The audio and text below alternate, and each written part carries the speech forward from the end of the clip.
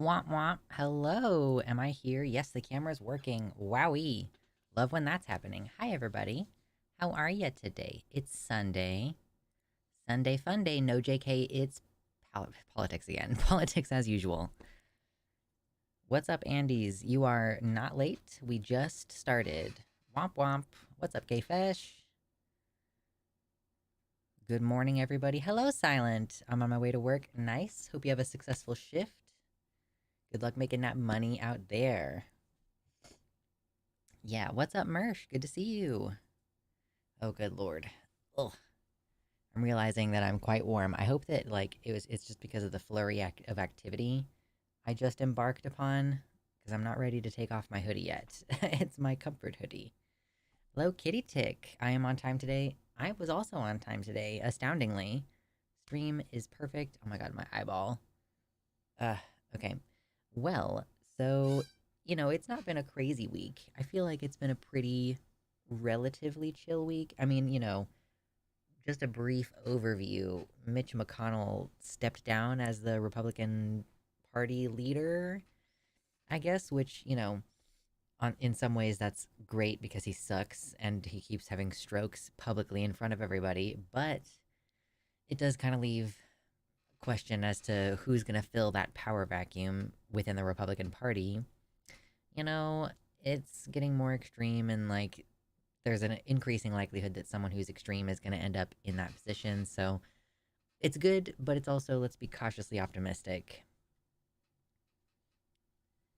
I'm so warm due to this dehumidifier, at war with some of the mold. Oh god, I'm sorry. Mold is such a huge pain in the ass. Yeah, the Lich King has stepped down, but who knows who shall take his place.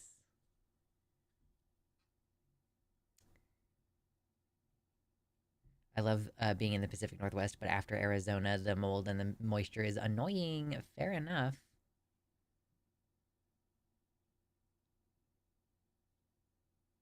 Yeah, yeah. Will the next ghoul be as effective as Mitch has been? They're all ghouls. What's up, Agnes? Welcome in. Good to see you. The Lich King. What's up, Kodiak? So yeah, I hope everybody had a pretty decent week. It was certainly a week of events that occurred, and honestly, I feel like it was a pretty good week for me. And this weekend has been pretty chill. I basically like nailed my schedule this past week, like as far as the work stuff goes. So I'm trying to build that out now. Now that I'm really good at getting the work done, then that leaves me with these gaps of time. And I'm like, okay, well, okay, I'm starting to feel like I have a little bit more time than I know what to do with because I feel like I have a lot of stuff to do, but I can't decide what to do. You know what I mean? So now I'm trying to fill those gaps and go, okay, well, this day of the week, I'm going to work on laundry and just, it's a mainly laundry day. And, oh, what are some tasks that I can do during those chunks of time between getting the clothes and moving them around and like the active part of laundry is those steps and then the end, but there's these gaps of time. So it's like, okay, well, then in order to try to combat my ADHD, which has a tendency to have it like, oh, it's really hard to switch tasks, can I bundle tasks together? This is how you defeat the productivity killing goblins in your brain. You have to like start building on things, adding one thing at a time. Once you feel like you've narrowed it down, you're like, okay, I'm getting my work done in this way, in this time that it's supposed to be done, which then, now that that's in an established pattern, how am I going to implement one more thing? I go to the gym all the time. Like, okay, that's on my schedule. I know that's on my schedule. Showering after the gym is on my schedule. Like, all right, cool. That leaves me with this amount of time between this and this. So that's kind of where I'm at in terms of like getting my shit together as a human adult. It's feeling pretty good. It's good news because Mitch is and has been the best fundraiser for the Republicans for like 20 plus years. This will hurt their wallet for a minute as a party, hopefully. I kind of see that. The I guess motivation to donate and really like gather around, like the old people have been around for a long time, so they have more of this trust and goodwill built up where people are more willing to invest in all kinds of ways in their campaigns and in their policy decisions. But then, yeah, you lose one of these old guys, and then you got a bunch of folks who haven't been in the game as long, who don't have as much goodwill built up, and so people are more wary and might not want to donate or might not want to volunteer. So it'll be interesting to see. Generally, I consider it a good thing when octogenarians, is he when he was in his 80s? He's in his 80s, right? I generally think it's a good thing when octogenarians step out of the political spotlight, let's say.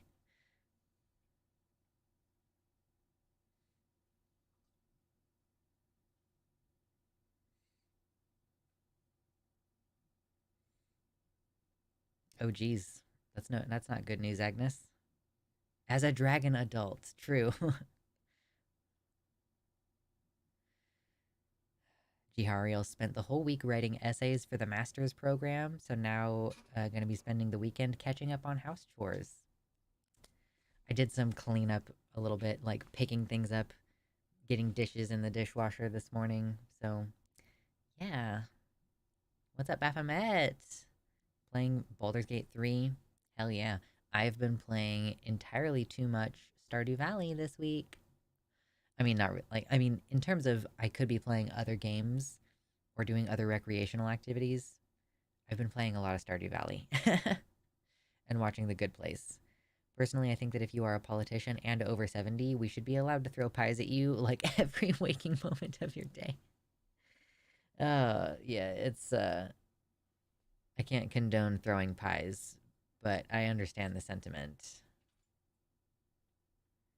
I know. I don't know what the holdup is on getting the mobile chat working, but I know White Nervosa is just absolutely up to her neck in requests for websites being built on her network. So she's a busy bee.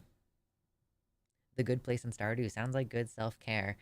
It's been very it's good escapism. I'll say it's good escapism. Thoughts on The Good Place? It's really good, and it's the kind of show that um is you know, you just have to experience it, really. Like, there is nothing you could say about it to sell it, I don't think. Like, it's just really good. It's funny, and it's got heart. It's a positive show overall, I would say.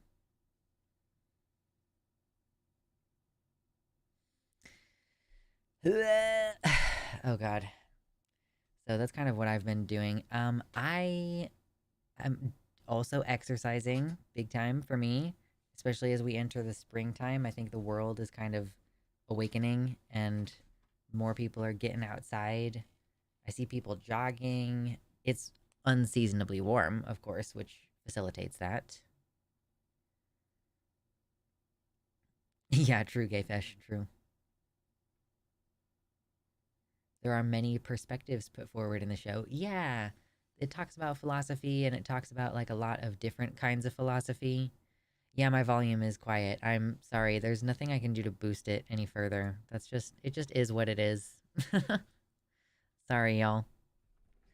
It's like I can try to. Do I need to be one of these podcasters who just keeps their microphone like directly in front of their face? I guess that might make things better. There we go. Now my microphone is directly in front of my face, basically. That's giving NPR. I know. I have a really nice, high quality microphone, so it sounds really intense when you get up close.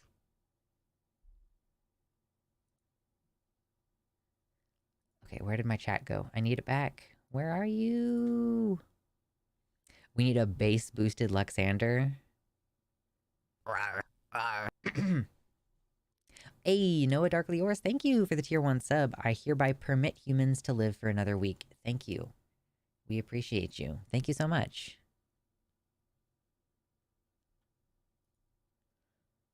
And I'm adding it to this. Look at that. We're at $5 for today. Cute. Thank you so much. Every little bit adds up.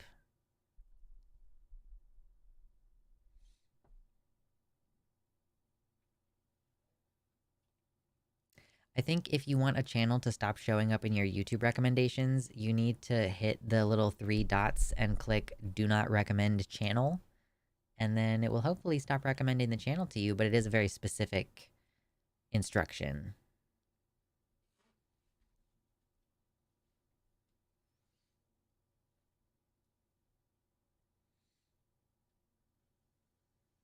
In Chicago, we went from 70 to freezing and back to 70 over the course of a few days.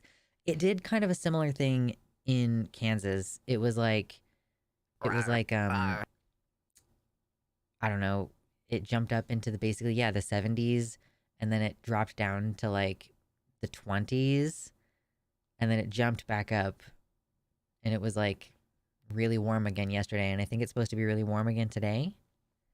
Asuka, thank you for the tier 1 sub. We let humans live. Let's go. I know. It's a questionable decision. We're going to have to revisit it later on and see. You know, it's provisional. We might let the humans live. We'll see. We'll see how it goes. Tanku.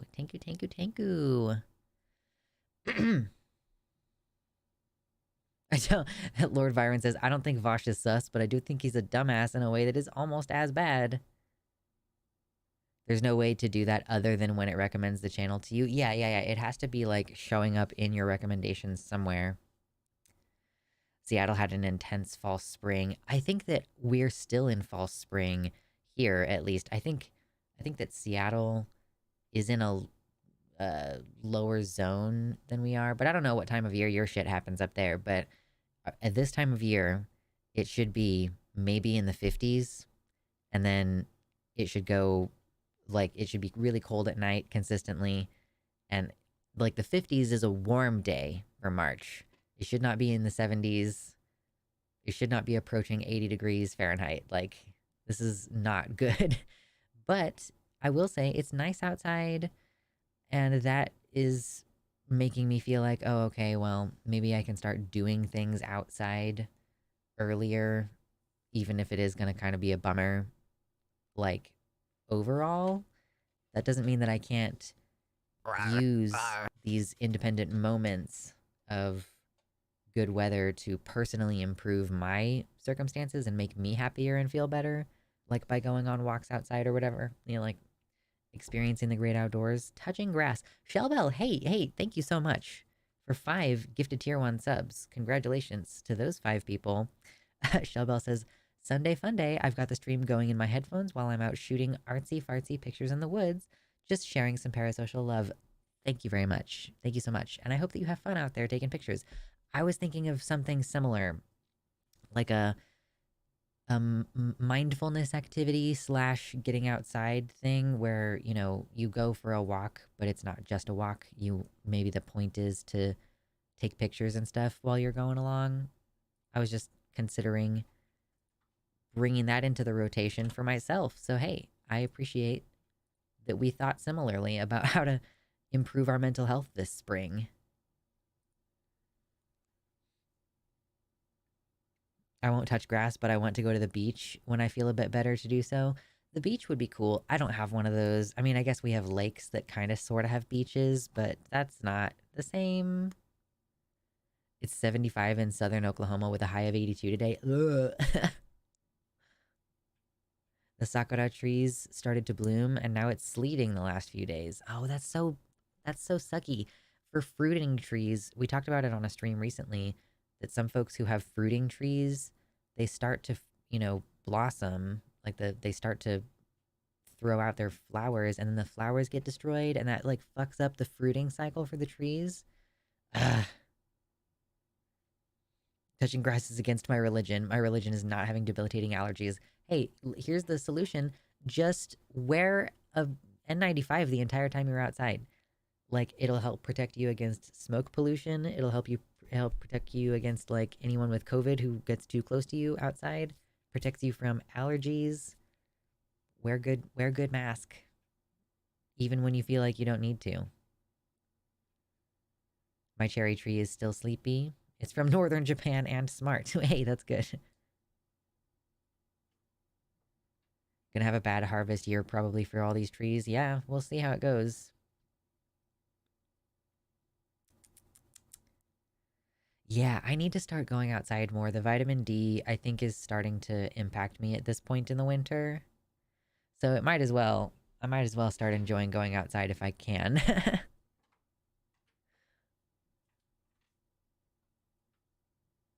Also, speaking of cherry blossom trees, I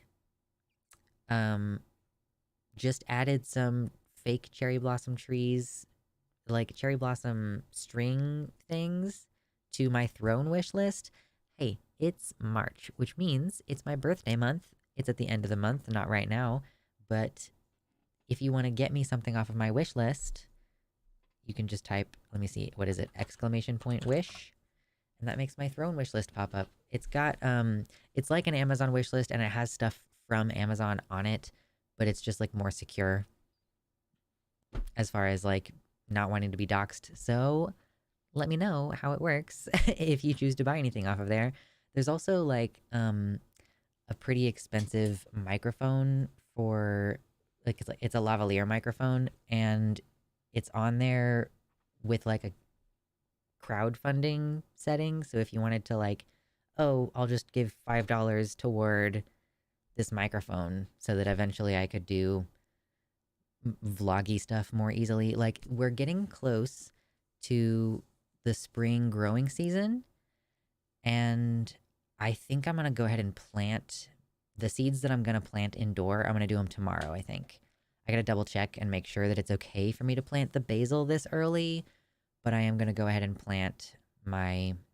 I have some regular, like, culinary variety tomatoes, and then I also have some cherry tomatoes, and I'm gonna go to do both. So I'm gonna start those now. Agnes, hey, thank you for the gifted tier 1 sub. Agamotto, enjoy that. For just $5 a stream, we can all see Lux Flex. It's true. It's true. Right now, I'm really hitting the cardio super hard and not really bulking. I do think maybe I should do something to at least try to maintain my definition. But right now, I'm just doing like a shit ton of cardio. And I had been doing it 4 days a week, and I think I'm going to start doing it even more days a week. So some people have asked for, like, okay, since you talk about working out, would you ever do working out content on the second channel? Maybe. It would be easier, obviously, if I had like a decent quality microphone, because I have an old phone that does not have a good microphone. But yeah, I'm going to start doing little vlogish content about planting seeds and show them as they germinate and stuff like that. So enjoy. What is your setup for growing stuff indoor? Just basic sunlight, or do you use a tent/lamp setup? Yeah, so right now what I have is one of those like plastic greenhouse things that's like is a small one, and it comes with all those little pucks of dirt, and then you moisten it and they fluff up and become tall cylinders of dirt. So I'm letting that fluff up right now, and I'll plant the seeds tomorrow. Excuse me. To start with, you don't put them in the sun. And I think when the time comes to start putting them under the light, I'm just going to put them under like some grow lights. I maybe in the window, like, I don't know. We'll see. Yeah, it's a little germination chamber. So you start them in like March, and then the tomatoes plant in the ground sometime in May. So you spend about 2 months letting the little guys grow. Good for your heart, IDK. I love cardio. Look into some total body conditioning exercises or a 20-minute aerobic thing. They're great for maintaining definition. Yeah, so what I'm doing is I'm basically just committing hard to doing the stationary bike, because it seems like it's going to be the easiest on my body.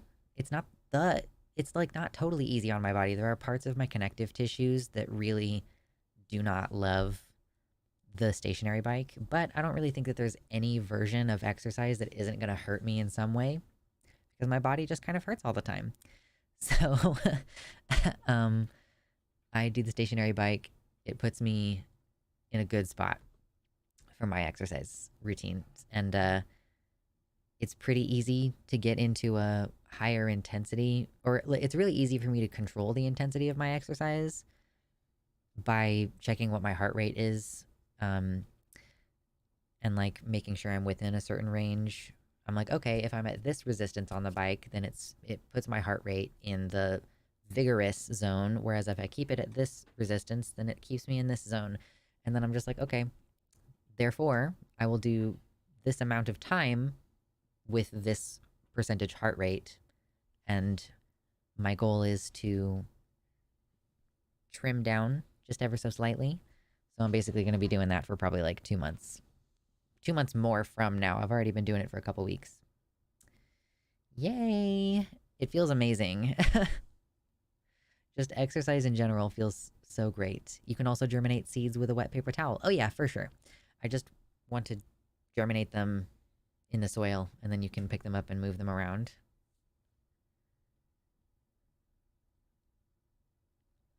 I get more than enough exercise at work, believe me. I get home tired, sore, and exhausted. You know, sometimes exercise outside of work can help make you feel less tired at work, but it sort of depends on what you do.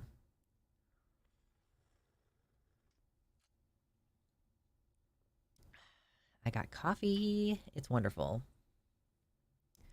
I always love looking back at the stuff I put on my wish list. Yeah, I stayed up late recently and was like scrolling through the stuff that they actually host on Throne.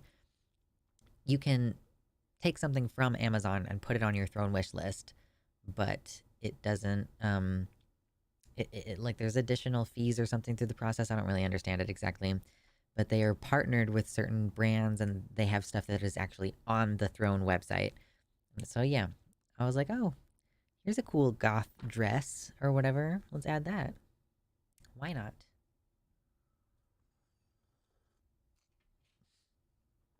My cat stole the remote for my desk treadmill. Now I just have a tripping hazard.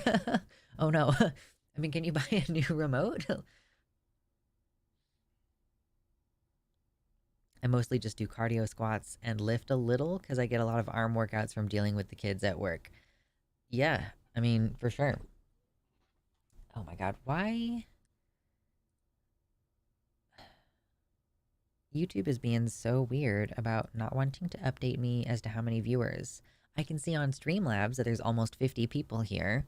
Hello, hit the like button, please. OMG, parasocial love to everybody here. But then YouTube is not wanting to update me right now. Like, girl, why? Did you log me out again? Yeah, you logged me out again? Okay, cool. Oh my god, dude. Hold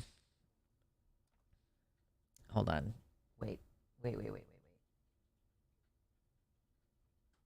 don't know where any of my stuff is right now. Hold on. This is what happens when you clean. You end up misplacing things, and you're like, where's my stuff? I don't know. Okay.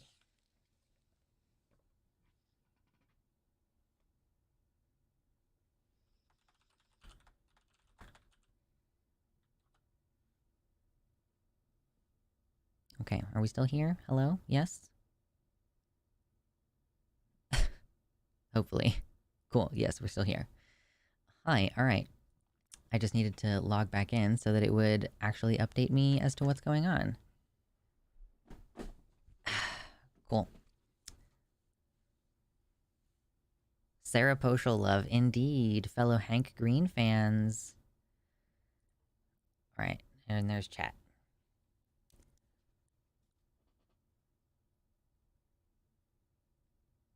I'm so glad that you all are also people who enjoy occasionally exercising. Occasionally. Yeah. It turns out that I'm the kind of person who just, when I set a goal, I'm like, oh yeah, I'm gonna do everything in my power to make that happen. I'm gonna wear a respirator to the gym so that I can use the fucking stationary bike. Thanks. Yeah, I was so emotional when Hank was like, "Lol, I have cancer," and I was like, "Okay, I want to cry about that." And then when he went into remission, I was quite happy. This next update YouTube is about to roll out is going to be a doozy. Oh no, what are they doing? Oh no.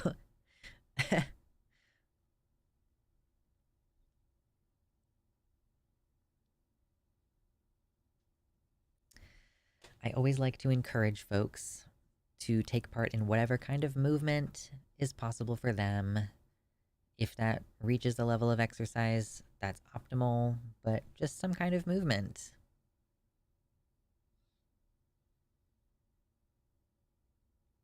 You know, interestingly, I actually do think that in certain environments in public, people steer clear of getting near me because I'm wearing a mask. Like, I think the gym is one of those places where people don't get near me. And I'm like, okay, well, your logic is counterintuitive, but I'll take it. Thank you for staying away from me.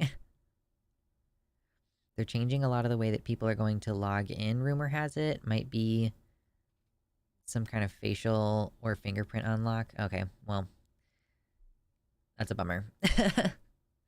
I don't really want corporations to have my isometric data.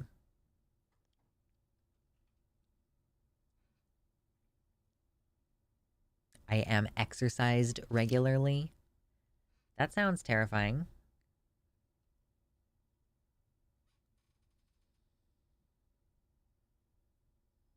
I exercise. Don't accuse me of enjoying it. Hey, and I guess I'm an absolute freakazoid. I'm like, oh my god, yes, an opportunity to just kind of exist in my body for 45 minutes. That's just great.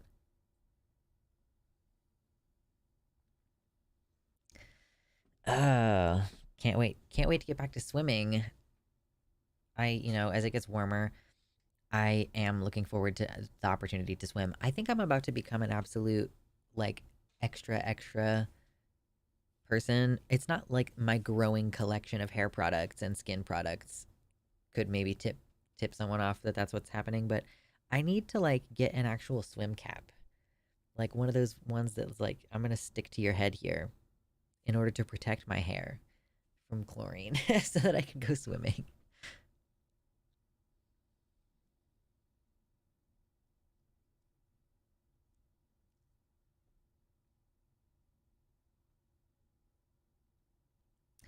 I think that at one point I had the fingerprint unlock on my phone and then I removed it because I read something that was like a cop could put your thumb on the phone and make it unlock your phone so that they could go through it if you were being arrested or whatever. And so I took that off my phone.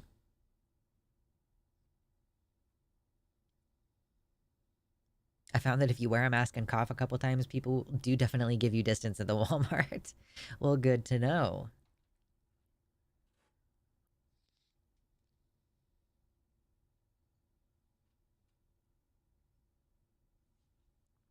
I went to the doctor this week and didn't wear my mask because no one was in there.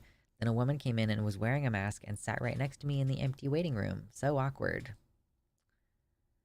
I mean, there's still that there have been people in there potentially, even if there wasn't someone in there already. You know how when someone breathes out the vape cloud and it just hangs suspended in the air?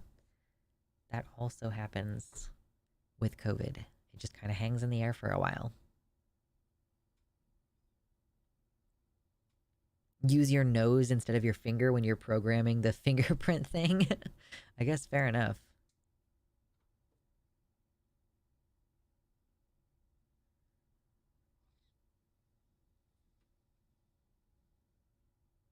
On iPhone, if you tap the power button 5 times, it requires you to enter a password before getting back in, so you can't use biometrics to unlock. Fair. I guess if you were like about to go to a protest, you could put your phone. Well, I mean, don't take your phone to a protest, but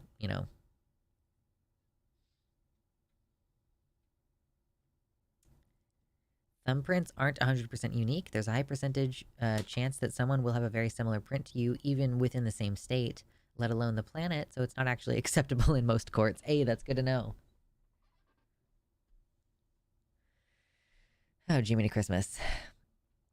So yeah, I'm looking forward to an exciting week of getting my plants started. I have chosen a hobby that's not very hands-on. I can just go once in a while, do a little bit of maintenance to it, and then come back around. Because I don't know, I have no idea how long it's going to actually take for the plants to like germinate, like for the seeds to pop up.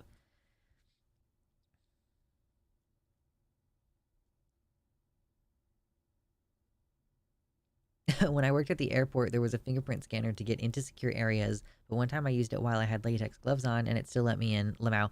I wonder if it was just like someone else's thumbprint. It just scanned like the most recent oily print on there.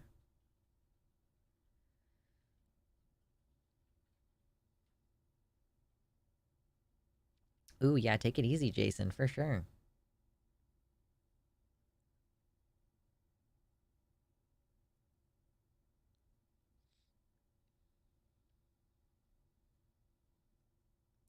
Oh, it would have to actually match yours because it was a three-factor authentication badge, passcode, and fingerprint. Oh, hmm. Well, interesting. Oh, geez.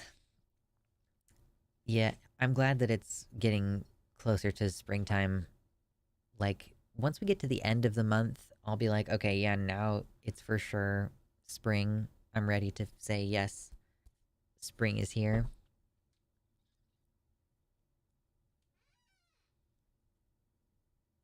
I'm also joining a D&D campaign, which I've mentioned a couple times, but I've been waiting to do more character development and stuff. Like talking to the DM was something that I felt I needed to do. So I chatted with the DM and figured out some things about my character, and I've actually started writing his backstory. So I'm writing the backstory for a druid that I'm gonna play in an upcoming Stardew Valley themed D&D campaign. So that's gonna be good. With yeah, it's gonna be 5th edition. But it's like 5th edition homebrew, so we're not strictly sticking. I am gonna do the Circle of Spores, which I think is not like an official subclass. Not totally sure, but it's gonna be like, I think it's gonna be functionally kind of like having a necromancer in the party. Yeah, the weather is gonna keep getting weird. I know. My next game is gonna be a Cyberpunk Red TTRPG. Nice. Spores is real and legit. I've named him, and I've given him a little bit of a backstory now.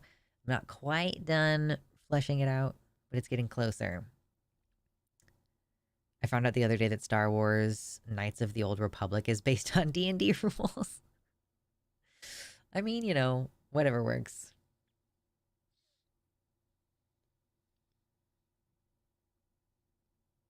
I have 2 slots on my Pathfinder campaign. I'll post on Discord. Yeah, in my Discord, there is a TTRPG channel for people who want to organize tabletop role-playing games.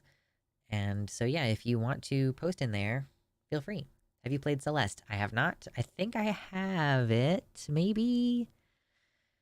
But I haven't played it. Maybe it's just on my wish list. I can't remember.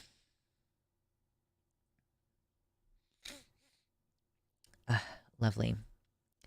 Is anybody else getting the tattoo hankering? I'm like, I can't spend money like that right now, but the urge is just so strong.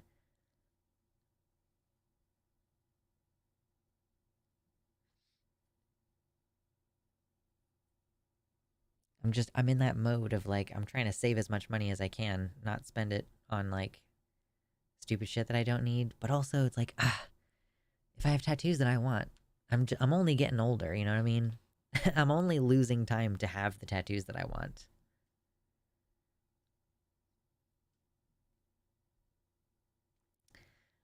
Yeah, Kitty Tick is also feeling the urge. Next one will be in July when I visit Arizona. Because, yeah, seeing a specific artist who lives that far away is pretty annoying for sure.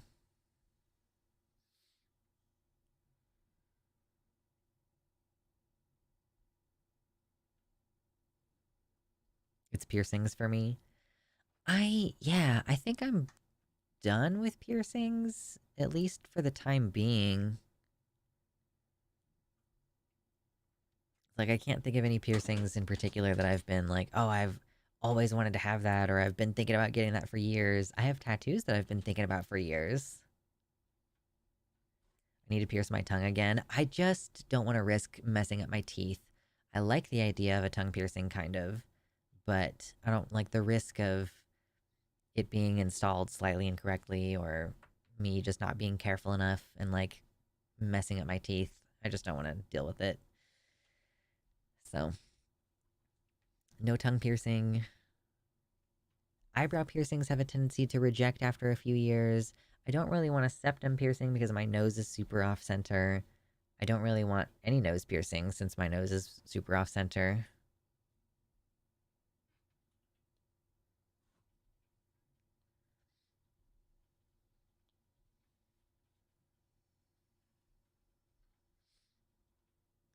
Got my ears pierced and that's enough for me. Listen, I'm happy for you. I still have the urge to modify things. I'm like, I really want to get like art on my body at some point because so far all my tattoos are like text or like a small black thing. Like the closest I have to art on my body as far as tattoos go is like there's a rose, but like it's not very artistically done and it's not meant to be an art piece. More it's a statement piece. So getting tax refund soon. Ooh, yeah, I need to fill out my taxes, but I suspect I'm gonna owe taxes. So yeah, I'm self-employed. Self-employed people just kind of consistently owe taxes. It'll be nice if we don't, but last year we owed And so it's going to be probably a similar deal this year. But we'll see. If you feel like sharing your tax return, feel free to drop me a dono. Thank you so much. It's my birthday, my birthday month.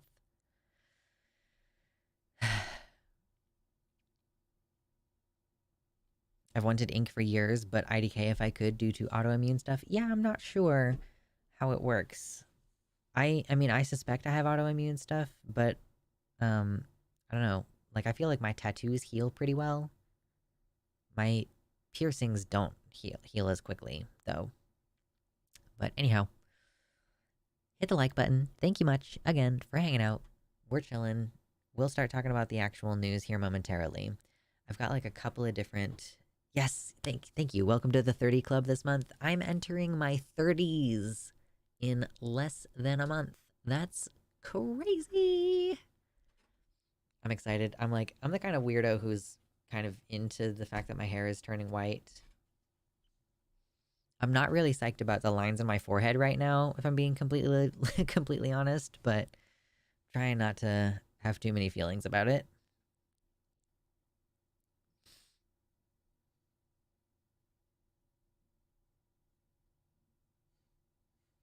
I don't know why, but I appreciate art very, very much, and yet have never wanted any on my body.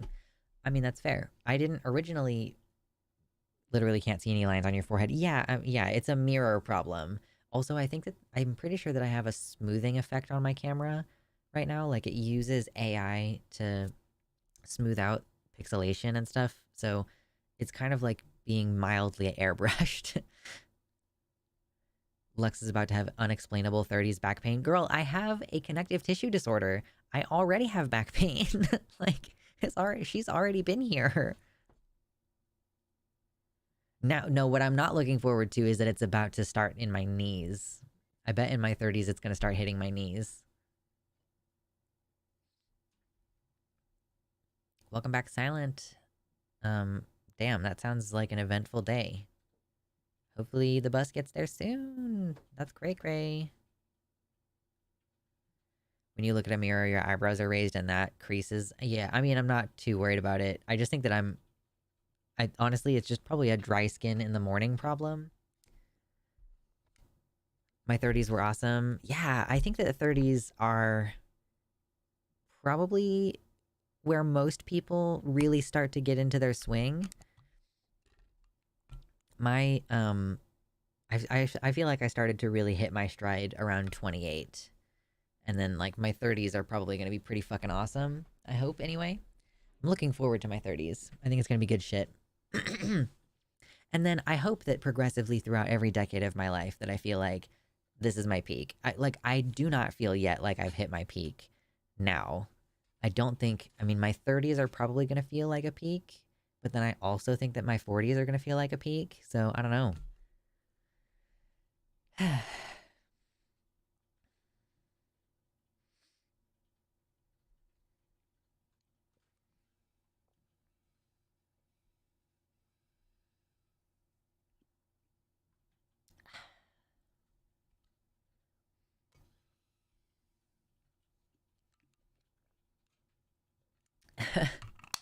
Silent says, I am living in my 30s. And then she asks if people can smuggy for her since she is in YouTube chat jail. She cannot tell us what she did last night. Smuggies. Smuggy. How do we know when we peak? I think that usually you don't know until after. Unless you are like, okay, everything was amazing during my 20s or whatever, and then everything in my 30s has been shit, and then if you never expect it to get better. It's for Silent. Okay, we got at least one smuggy for Silent. She's trapped in the YouTube chat right now. There's also no rule that peaking has to only happen once. True. Having gray hair helps with saving money. I don't hesitate to use a senior discount. Are you supposed to... Do they not check your ID? They don't check your ID? I peaked at age 7. So we'll do a proper birthday stream later this month where I will set an unreasonably high donation goal, and I have a sash that says, like, it's my birthday.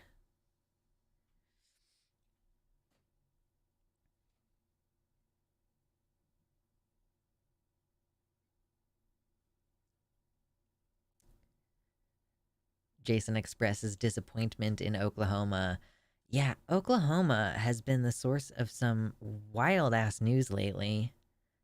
And I will say, I don't know what happened specifically with, like, how did this particular video take off? Excuse me, but we some of our coverage of Oklahoma recently really bumped the channel this week. Excuse me. Oh my god, I'm so burpy.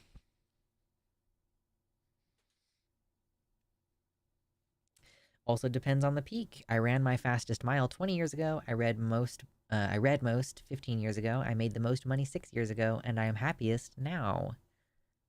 I think happiness, is my main um barometer for what peaking is like.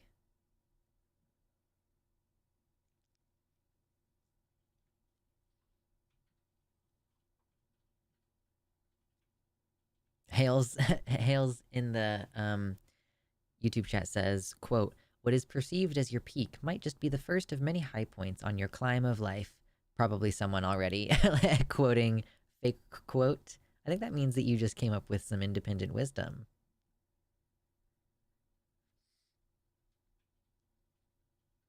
The only time you remember Oklahoma exists is when there's some bigoted shit happening there. I mean, yeah, I mean, it is. I consider Oklahoma to be even more of a flyover state than Kansas is. Like, Kansas, I do feel has some amount of culture. There's some stuff going on here.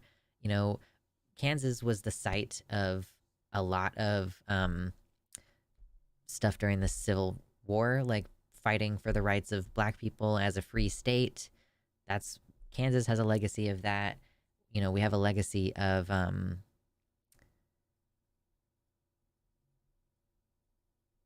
oh man, my brain just completely deleted everything that I was trying to think of. Oh, we have like a specific style of barbecue here that's different from other styles of barbecue.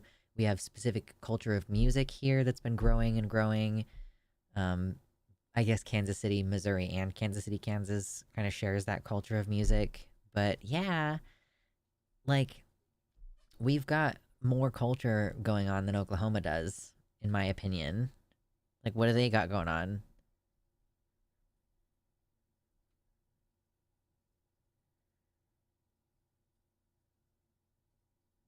We have amazing things, but religion and racism is embarrassing. We have those things too, you know? The Oklahoma onion burger. Don't make me hungry. I am doing that thing where I'm trying to not eat earlier in the day. I did eat earlier in the day, but I will become hungry very easily if we go too far into that.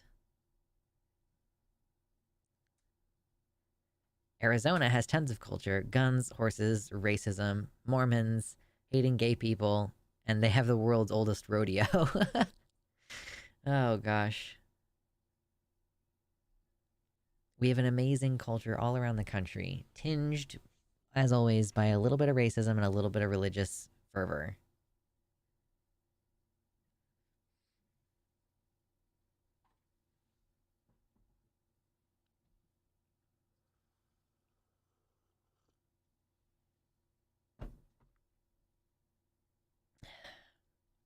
I'm gonna be honest, y'all, and I love you.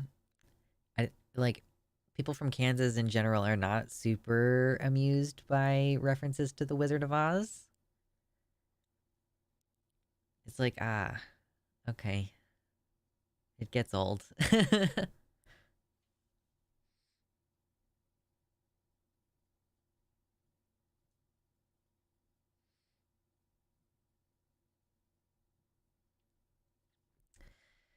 Oh gosh. Okay. So for today, right. So for the politics for today, what are the things I wanted to discuss? There was a story of a female student, like a cisgender female student, who joined the boys wrestling team, I believe, and she won state or something along those lines. I want to go into it because I not only do I support trans people's right to experience like and participate in sports without discrimination or segregation, I have now furthered that belief all the way to I actually believe that sex segregated sports should be more or less abolished in favor of height and weight classes. So if a cis female joins the male team and wins like state or regional competition, then yeah, that's a pretty huge data point in my favor.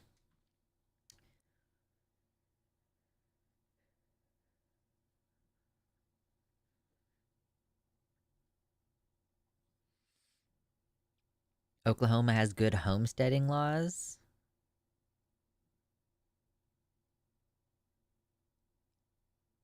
What do we qualify as good homesteading laws?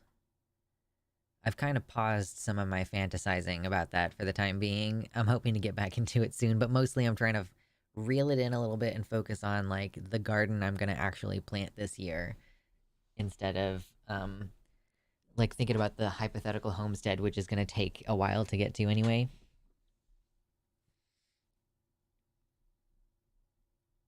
No sex in sports, or only sex in sports?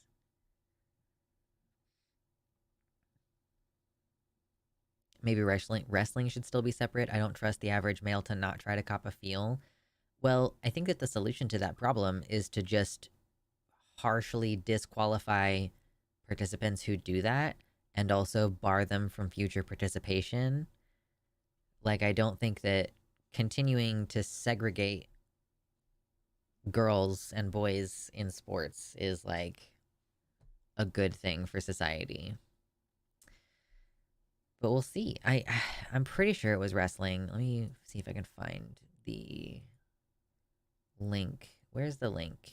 Yeah, it was wrestling. She won a state title in her weight division against the boys statewide in Arizona, actually.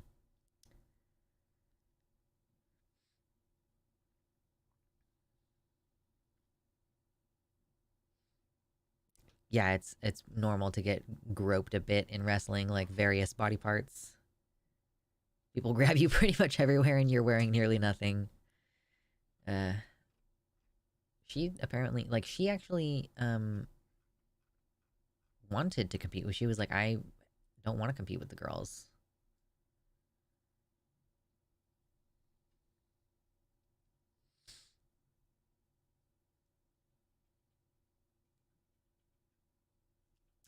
So that's one of the main stories. Also, the CDC has completely dropped basically all of their COVID guidance at this point. Like, now that they're saying you don't need to isolate at all, I actually don't know that they're basically holding that they have any public safety, public health, like guidance or suggestions. They'll probably still mention the vaccine every once in a while, but they're completely dropping the idea that you like, they're basically like, you don't need to isolate if you have COVID anymore, which is fucking insane. So that's one of our segments that we'll talk about today.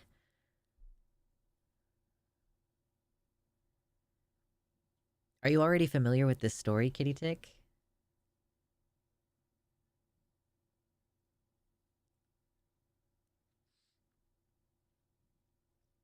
In Arizona, you usually can't get enough girls for a whole team, so they will sometimes allow girls on boys' teams, even when Kitty Tick was a kid. This has been normal for a long time, which is good. Just not many girls want to wrestle. Yeah, I think that maybe what happened is that they had just enough players to establish a girls' team, and then she just didn't want to play on it. I'm not sure. I kind of glanced over this story and was like, oh, I will revisit this later.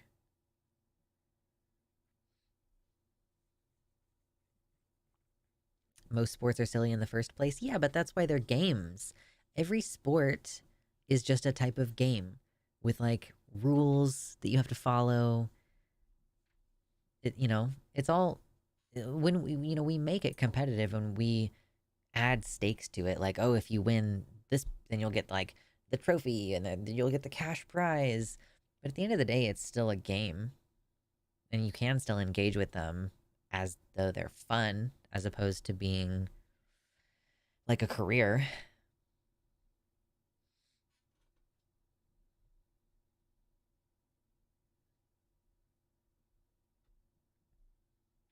I've never felt any particular urge to wrestle. I feel like maybe I did wrestle with my cousins a bit when I was younger, but most of the time I do not feel a particular urge to wrestle.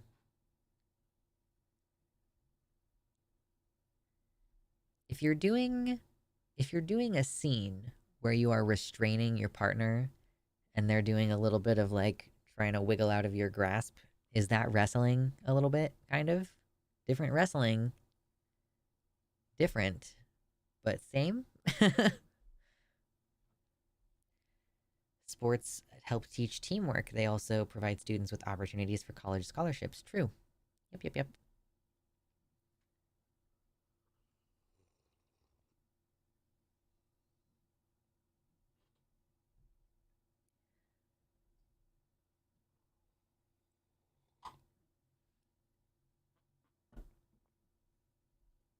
Sports has gone from people participating in it having fun to creating spectator sports to act as public performers. Well, I guess maybe that those two things used to be sort of separate, but they've merged in a way because we've always done spectacle.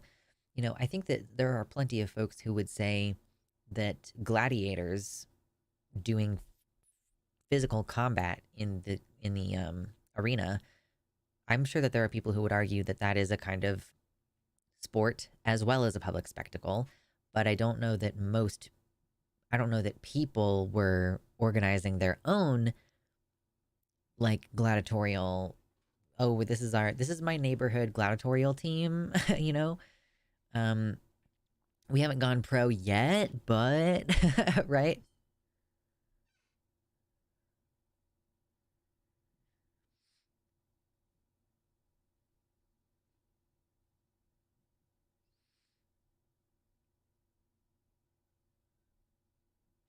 I can't find Jack to back up my homestead claim beyond it protecting you from creditors forcing you to sell your home. It also allows me to tell a code enforcer to screw off. My lawn is edible. I guess, yeah, yeah, that's fair. The fact that our access to education has been tied to sports is proof that education is valuable as a resource, and it's incentivizing people to do effectively a job just to be able to access what they need as a prerequisite for success in most jobs. Um, yeah, I mean, it's certainly interesting. I'm trying to think, like, what do I think it says about a society if you're encouraging people to attain an education by using their body? I mean, I think that ultimately anything you say about benefiting the students is just an excuse that you're using because the point of college sports is so usually like if you get a scholarship for sports, it's not just because you did well when you were in high school, right? Like it's you get a scholarship to play sports on the team at the college, if I am understanding it correctly. So basically, the college makes like a shit ton of money off of the college sports, and they're legally not allowed to pay their athletes. So, really, them giving you a scholarship, like letting you have part of your education for free, is super cheap for them in turn, like compared to how much money student athletes bring in.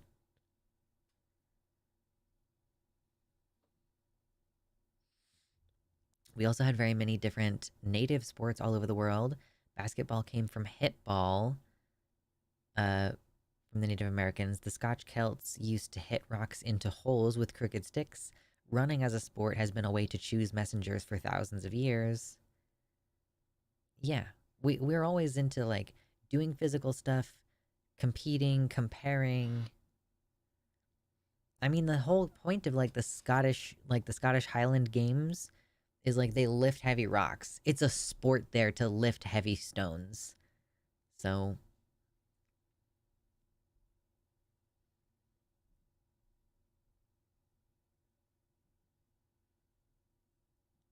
they can legally pay the athletes. I thought that they had jimmied stuff. I thought that they had like lobbied to make it to where like, oh, well, we can't legally or ethically pay you.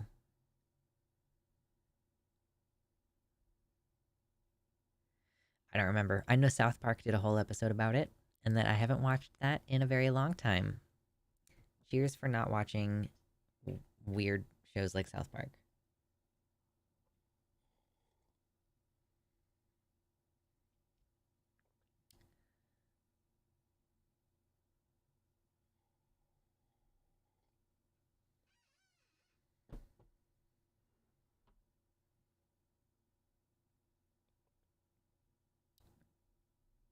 Yeah, so that's kind of what I assumed that the narrative was usually, Kitty Tick.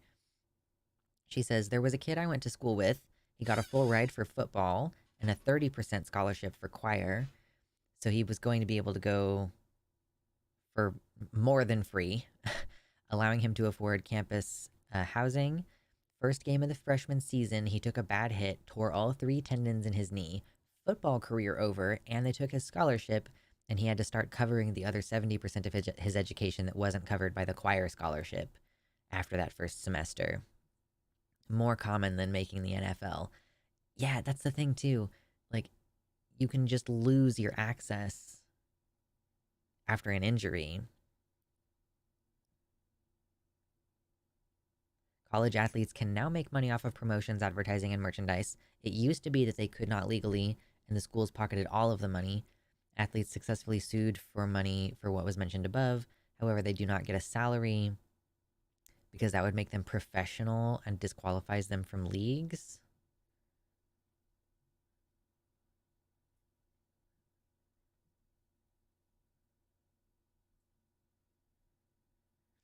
Yeah, that sounds really stressful. I don't generally think that it's cool to say that it's privileged for someone to be a college dropout. I feel like being a college dropout, as far as a job is concerned, I would imagine that it's worse than just being a high school graduate.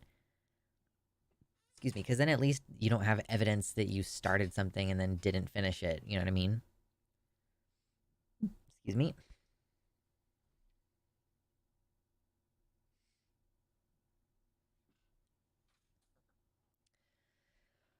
Oh, jeez. What else did you all put in the stream recommendations channel? You put some stuff in there. Oh, there's an investigation into Next Benedict's death from the education department. This is rather new.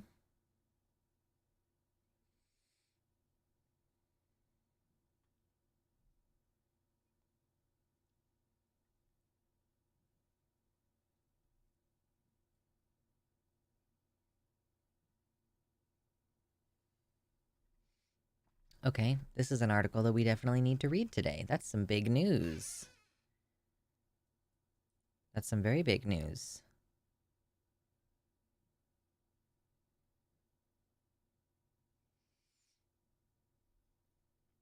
It's because of stories like my friend, to allow athletes to make money while in school. So if they take an injury, they have something.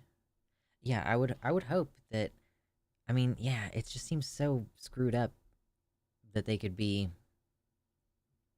that you lose your shit, you know, after getting the injury, you just don't get to go to school anymore.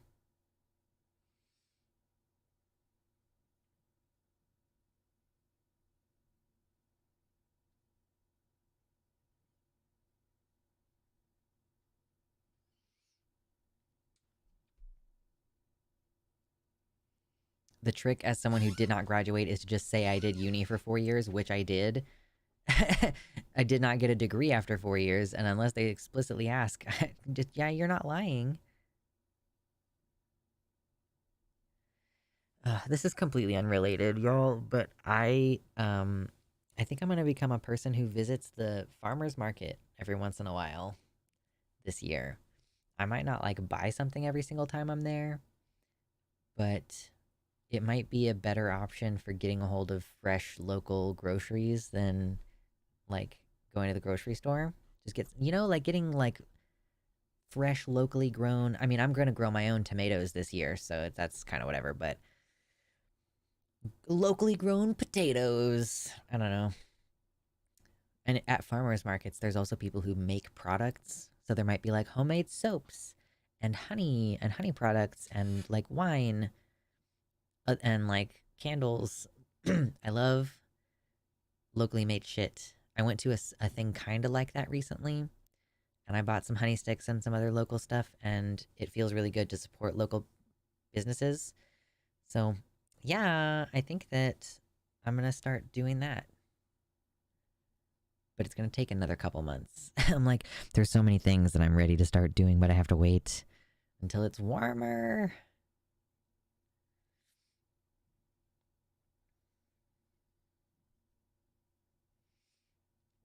Blech.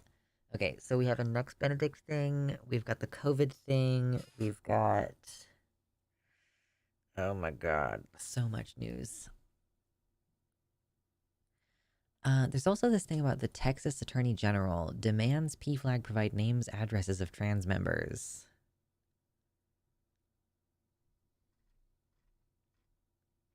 I don't know if I'm actually going to cover this today, though. That sounds like it sucks. It's not a very clickable piece of news.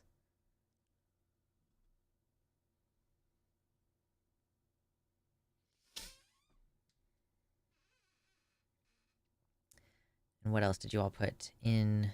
Oh, yeah. Finster. If you didn't hear the news about Finster, they just came out as, or I guess he still prefers he pronouns. Still, he's using any all now to kind of see how things go, I suppose. But Finster, who is a notorious cross-dressing troll, Twitch streamer, Minecraft extraordinaire, is also now out as gender fluid.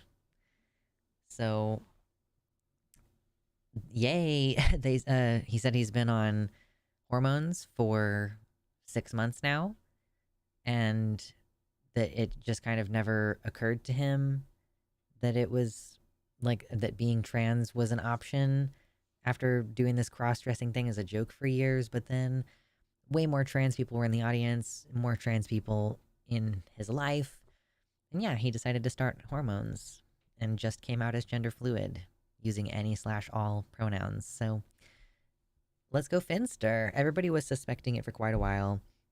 I doubt that they're gonna ever come out as like a trans woman. I just think that they are non-binary, and that's great. You can be non-binary.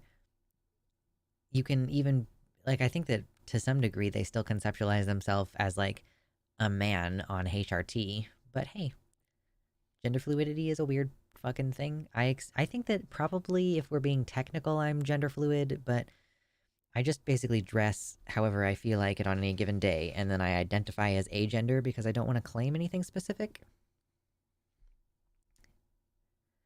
Bosch had an interesting take about whether egg discourse is problematic. Is it problematic?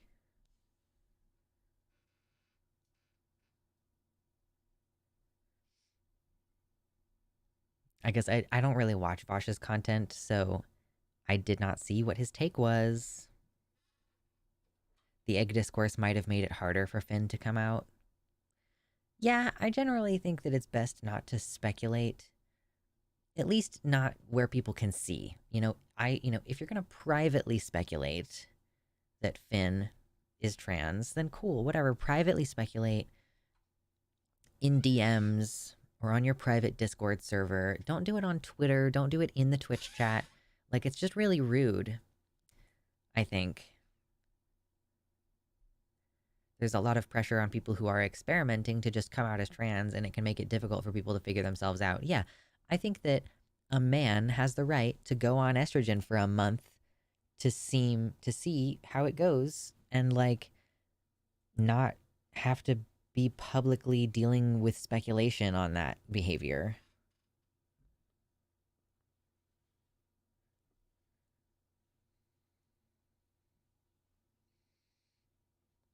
As a cis friend of many trans people, there are egg jokes aplenty at my direction. Yeah. And like, I'm sure it makes people feel differently. Finn mentioned how it being financially incentivized by Stream Def made it harder to be certain. Yeah, like Sven's been making a shit ton of money specifically by being like, yeah, I locked up my boy clothes in a chest and I'm not wearing them ever. Charlotte, hey, thank you so much for the $10. Uh, Charlotte says, hi, I'm gonna miss stream today because my BB and I are going out for an electric Pokemon Go event soon. Hope everyone has a good day. Hey, good on you for getting out there and touching grass, alright? I'm proud of you for getting out there and going for a walk. And thank you for your $10 dono. I hope you have fun out there. You and your BB. That brings us to halfway to the dono goal. I need to drink water. I would have totally slow-boated my transition if I had the kind of financial incentive Finn has. Yeah.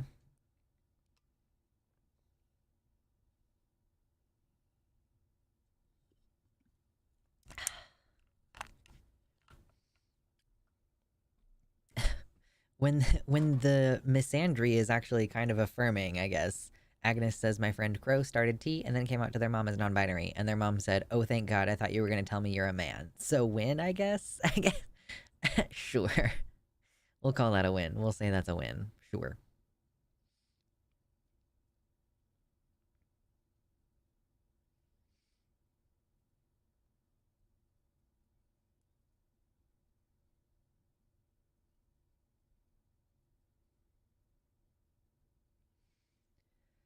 I challenged my townsfolk in Oklahoma to call the show on the line with Matt and Jimmy. The townsfolk, got mad when I made a post about Nex Benedict, and they seem to have problems with me being a member of TST. What's TST? The Satanist? No, not the Satanist Church. That would be a C at the end. The Satanist Temple. The Satanist Temple is what it is. Well, that sounds like fun. Enjoy. Yes, Satanic Temple. I figured it out. I'm such a smart boy.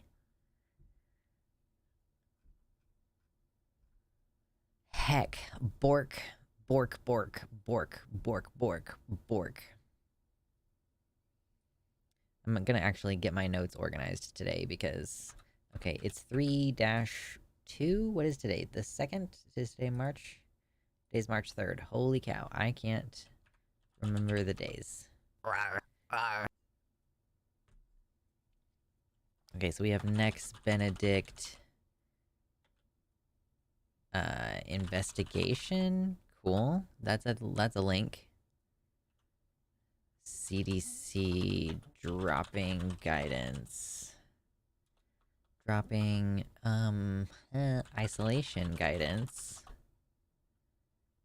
What else did I say?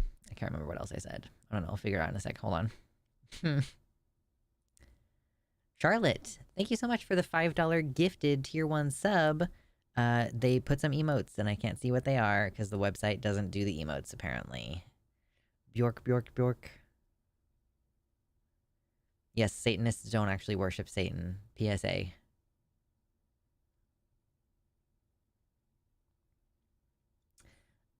Okay, let me add that. Boink, boink.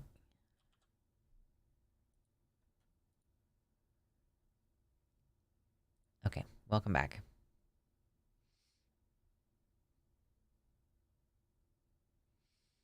I expect a pitchfork soon? Oh no, Jason. I can't see what the colors mean, but that map looks scary.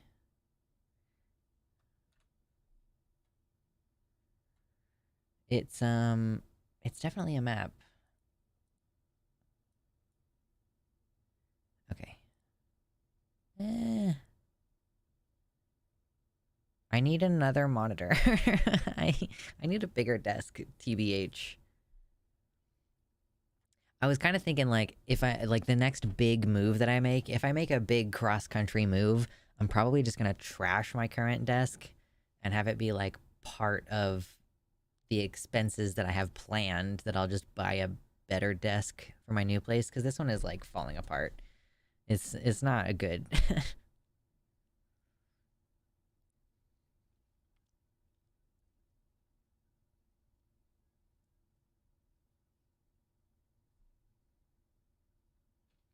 There's currently states worse than Texas. Yeah, Texas is honestly like, as far as trans things go, I don't think they have a statewide like bathroom ban.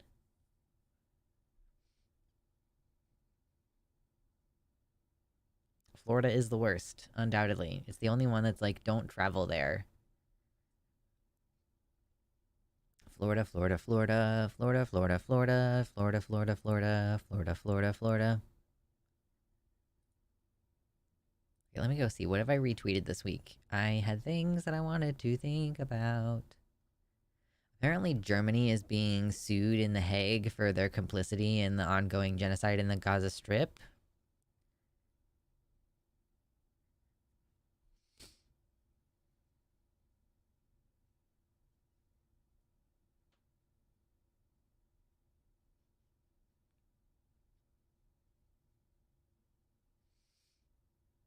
Florida and Oklahoma are the worst, in my opinion, based on what I've read.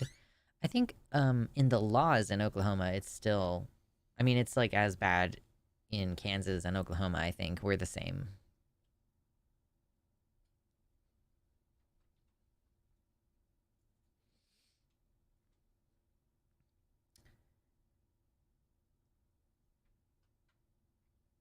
Wait, what now? Florida, blah, blah, blah. There's the issue of Puerto Rico not having any political power at all. So if they made anti-trans laws in Puerto Rico, there would be nothing they could do to fight against it, politically speaking. Same with Washington State to an extent. I'm not sure what you mean with Washington State thing. How bad do people think this will get before this hits an inflection point and any of these laws that are passed get removed? Well, I mean, it's going to depend on what happens as these things move through the courts, right? We are getting really, really close to one of these state laws. Like, there are so many different cases working through the appeals courts right now that they're going to start at least being considered by the Supreme Court. And they're going to have to go, hey, you know, we do or don't affirm the right of trans people to use the public bathroom that aligns with their gender identity, you know? Like, that's the tricky thing, and that's going to tell us, like, how, I guess, I'm not expecting it to go well if the Supreme Court gets these cases. I'm expecting it to pretty much consistently go in the way that restricts trans rights. But we'll see. Like, I don't know. Maybe they'll just refuse to see any cases on it, and it'll be highly dependent on what state you live in.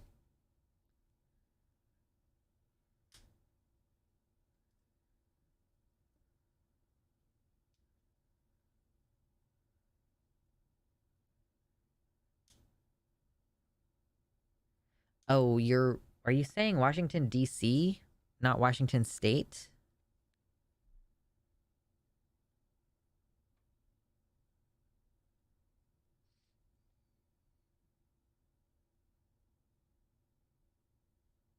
Oh, are we talking about ContraPoints in the YouTube chat right now? Yeah, like you even specified Washington State. I was like, what are you talking about?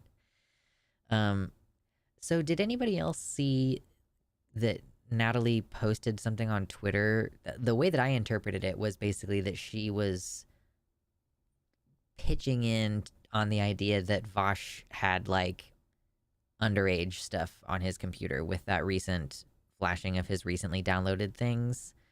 Um, so I don't really feel particularly motivated to watch the newest ContraPoints video about Twilight. Kind of, kind of killed any remaining interest I had in watching her content, if I'm being completely honest. Anybody else? Anybody else see those tweets? Just me?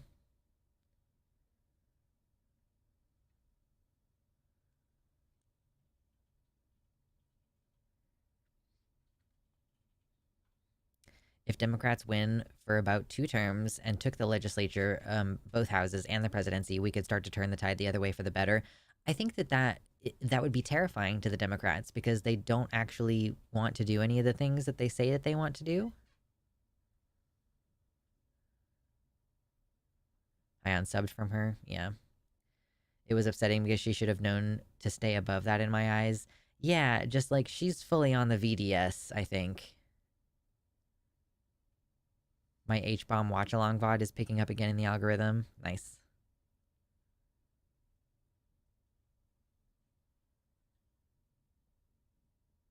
Wait, who did Natalie defend that was being trans medicalist and ableist?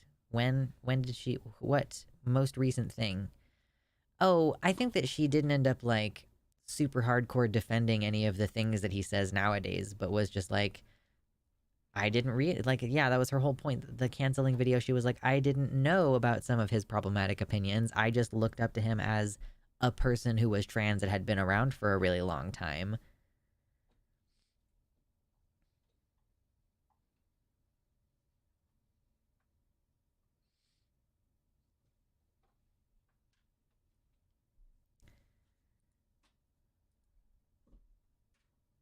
Thing, and she's Oh, oh, something about, okay, well, I don't care. Buck Angel's a fucking idiot. I don't care what he said. She didn't defend his statements.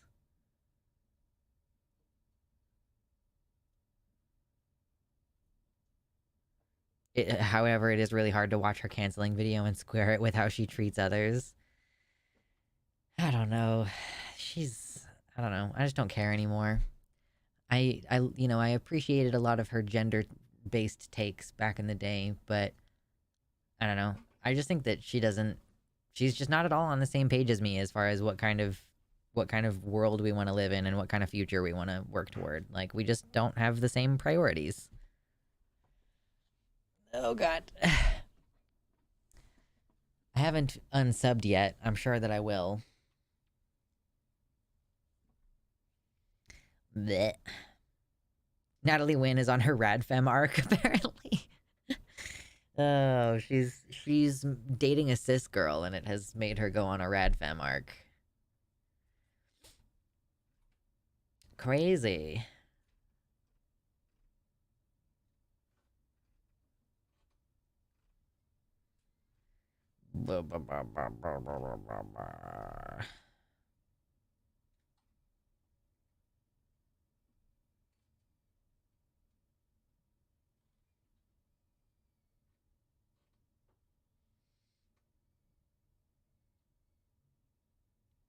Yeah, I also do think that choosing to cover Twilight at this point is, not the best career move.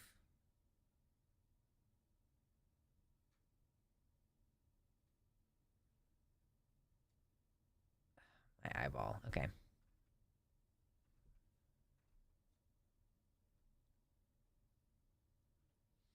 I'm checking through the things that I've recently retweeted to show. I'm like, I feel like I had more that I wanted to talk about today. I do not fully enjoy this meta of making video essays as long as possible. A lot of people are just using it to not have to edit their scripts. I mean, H Bomber guy, I believe him. Like, I think that his videos could be 15% longer and that he cuts out things that he likes in the videos to make them shorter. Um, but I don't know. I think a lot of people take advantage of the normalization of the long format.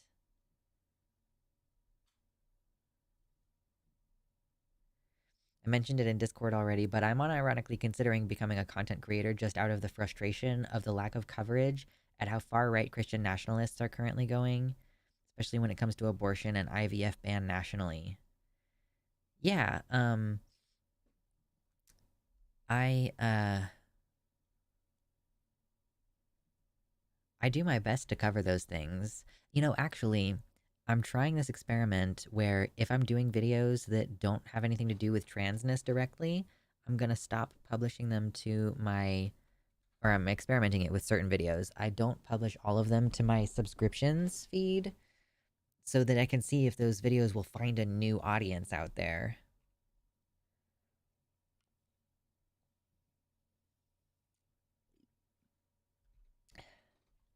An IVF ban nationally is legitimately a concern at this point. It's so weird how they um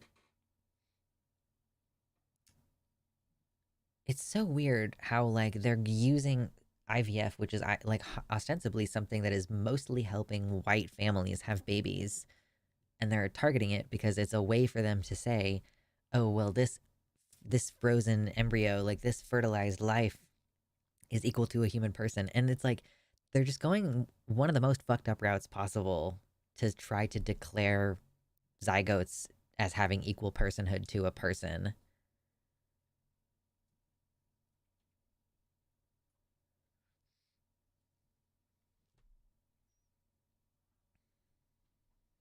There's video essays who take 10 minutes to say something they could say in 1 minute. Yeah, yeah. Honestly, I want to get back into writing. Not necessarily writing video essays, but like, I'm just kind of doing a simple write up of my D&D backstory guy, and I've been thinking about creative and descriptive writing more, and I kind of want to get back into it. I mean, that is there like some parts of the writing process I do already do when I'm refining and oh my god, the hiccups, honing my ideas to then share with you on stream. But it's not the same as actually writing and getting to expand on things like that. So yeah, I've been thinking about it a lot more.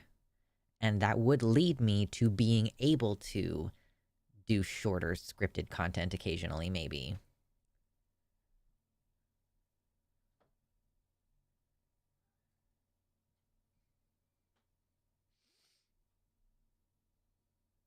Wait, what about chimeras? What?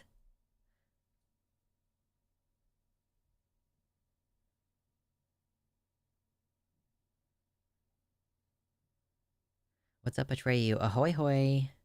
No worries on the lateness. We've only been going for an hour and a half. We haven't even started talking about any serious topics yet.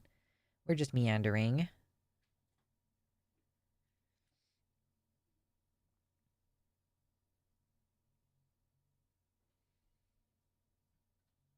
Oh, I don't want to have to watch a video. Stop playing.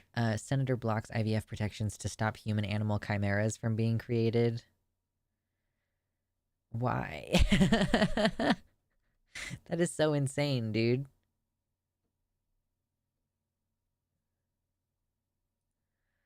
Oh no. Hey, listen, if you're just coming in and you haven't hit like, let's see if we can make it to 69 likes. That's the goal.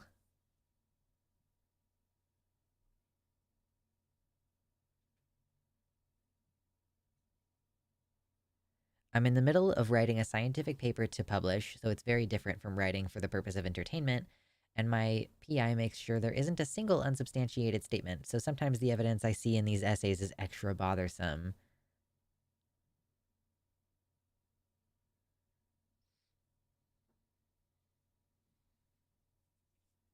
Okay, maybe we will go ahead and respond to this video since you all seem to think it's very funny.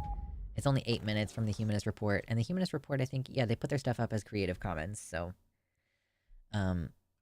Yeah, by the way, I don't put up my stuff as Creative Commons.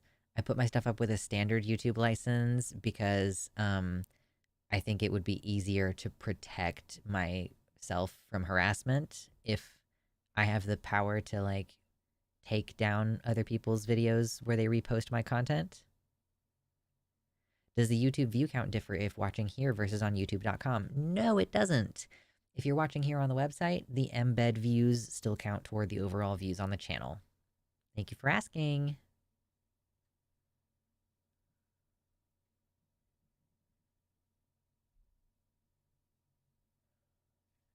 Are you saying getting rid of IVF would go over worse than Prohibition did?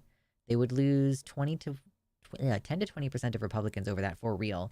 My brother and sister are both IVF babies, and my brother has 3 IVF children. Both of them are Republicans, and my parents are conservatives. Yeah.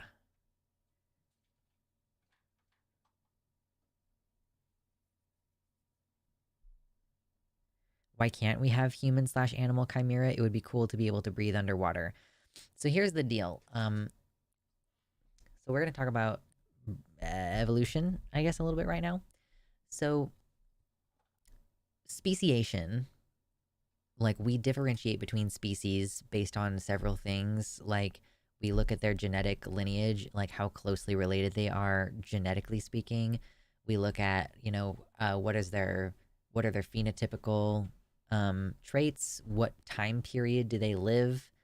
Like, if you have something that's that looks almost identical, but they're separated by 100 million years, then yeah, okay, probably those two things, like different species on different continents or whatever, like location changes species definition sometimes. Um, One of the main things that differentiates species is the number of chromosomes. So, you've got like horses and zebras, and they both have a different number of chromosomes, which is why zorses are generally not fertile. Like they are not fecund, they can't have babies.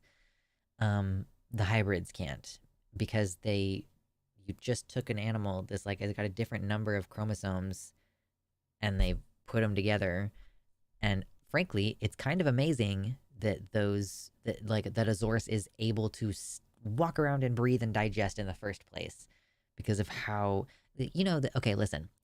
Human beings who are trying to conceive together. Sometimes you'll have a male whose sperm is totally normal, totally fertile, perfect, and a female whose eggs are amazing, producing each month, amazing, perfect. But they don't genetically recognize each other. Like some totally normal couples, fertile couples, cannot reproduce with each other naturally because their bodies just don't recognize each other. So, like, there are so many things that go into this. Um, and, like, frankly, how many times out there have there been animals that, like, have a interspecies breeding that just result in a miscarriage of some type? Like, we have no idea how often that happens. We're more likely to be able to figure out how to unlock latent DNA than creating a chimera. To varying amounts, we have DNA in our genome that is from the various things we've evolved through. Chances are that even that will never happen. And if you, did anything to the zygote, it wouldn't work on anyone that's grown past a few cells. But there's going to be like unintended consequences if you flip on one gene that you think turns on your ability to be bioluminescent or something. I'm just fucking making shit up. You don't know what else is on that gene. Maybe that is also a gene for like a new horrendous type of cancer. you just can't know. There's also an assumption here that creating a chimera would even be unethical in the first place. I don't know if there's an ethical question here. I think it's more of a it's not possible question. So for me, I guess it would be a fun thought experiment to talk about the ethics of creating a chimera. Yeah, true. Can we be not torturing animals in a lab for this? That's the part of the problem. You might get scaly people who have no hypothalamus. You might have furry people who can't sweat. Yeah, you don't know what's gonna happen.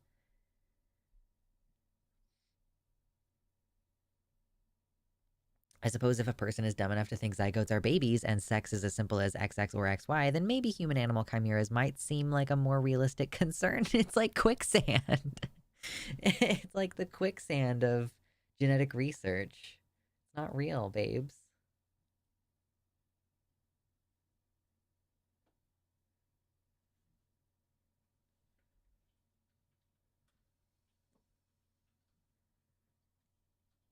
It was a fun thought experiment back in Full Metal Alchemist. Yeah, true.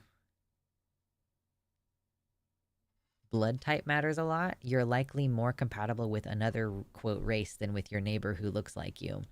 I learned an interesting fact recently, which is that people who like their lineage is from Africa and has been from Africa, like people who are still being born in Africa today, whose ancestors are also from there, they have like some of the best genes.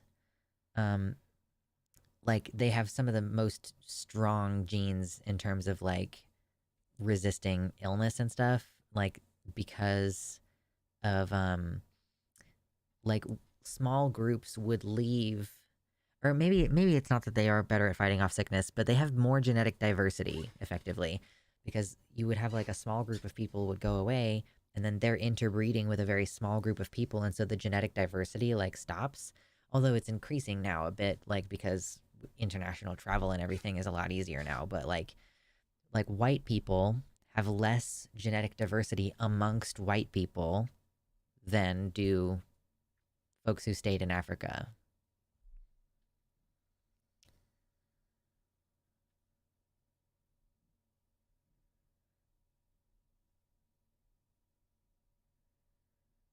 I could use a good pair of jeans. Listen, I really want to go clothes shopping, but I'm gonna try to wait until I've lost at least some of the weight that I want to lose. Cardio journey. I've been doing cardio 4 days a week, but I'm gonna switch to 5 days a week because I want to lose the weight. It's called the bottleneck effect in biology. Hell yeah.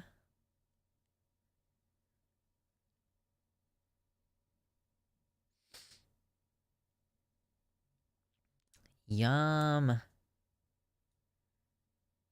Find used jeans and repair the holes with that homesteading tutorial I found. Yeah, visible mending. I was thinking about taking a class about visible mending. I'm excited to do my genome. I figure spend $600 to find out everything about myself versus $200 for semi-accurate stuff is better. What do you learn when you get your genome sequenced? Like, what information does that actually give you? I did a visible mend on some walking shoes I have. Nice. I just want to lose some weight to wear the clothes I bought last spring. True.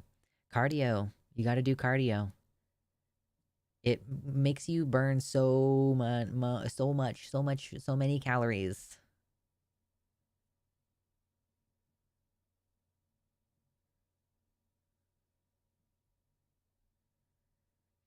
Yes, there is a Japanese form of visibly mending pottery that's considered art. It's called kintsugi, and I would love to get it into it. It costs like $150 to get like the basic kit to do kintsugi. So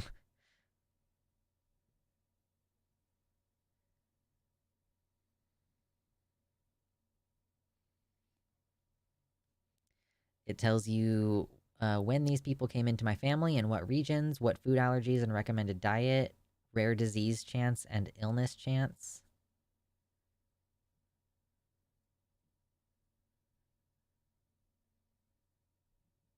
Medical professionals have found the one hack that will help you lose weight. Try this every morning. Listen, if you do 30 minutes of like moderate to vigorous exercise every day, that's 150 minutes per week, which is the World Health Organization's minimum recommended amount of time that you spend doing moderate exercise. So if you end up doing moderate to vigorous exercise for 150 minutes a week, then you're getting more than the minimum recommended amount of cardio for the week. So that's good for you.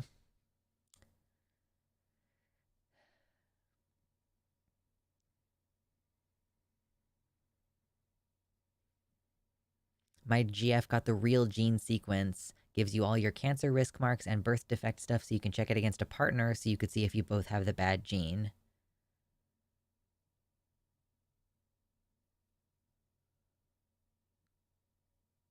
I do 60 minutes cardio 3 days a week while watching live stream and playing Honkai. There you go.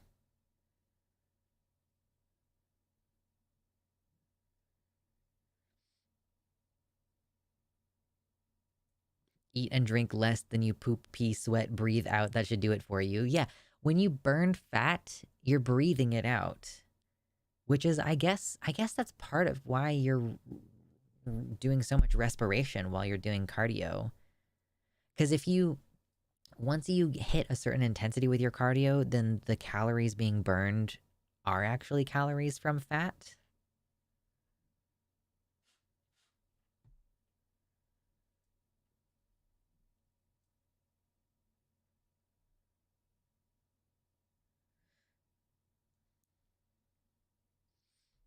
I don't think that Lord Byron was suggesting starving yourself, but it literally is, if you want to lose weight, then you need to intake less than you're burning. Like, you need to eat or drink less than you are pooping out, peeing out, sweating out, breathing out.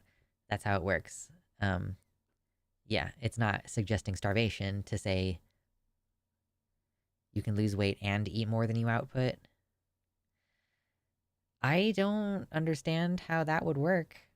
I mean, so there are certain things that do make a slight difference, like if you do intermittent fasting. That's why I don't eat until the afternoon, because if you spend a longer time not eating, then you're burning more. Even if you're still eating the same, then you'll be burning more.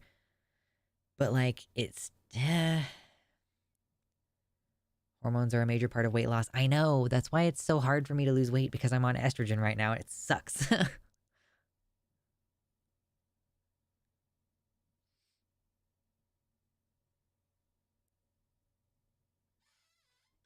You can burn calories from high intensity brain tests like high level chess competitions.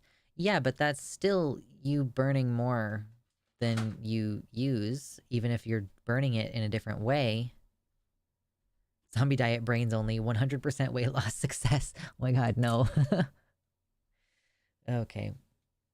Well, okay, listen. I need to empty my bladder, and then when I get back, I guess we'll react to this GOP senator blocks IVF protections because of Chimera's video. We'll watch a little humanist report video. It's not an output necessarily, it's a transformation of energy. What you're doing right now is being pedantic when I think it's obvious that output means like using energy. Like input versus output means like I'm consuming energy and using energy. I don't have bladders. Remove them for weight loss. You lose so much water weight.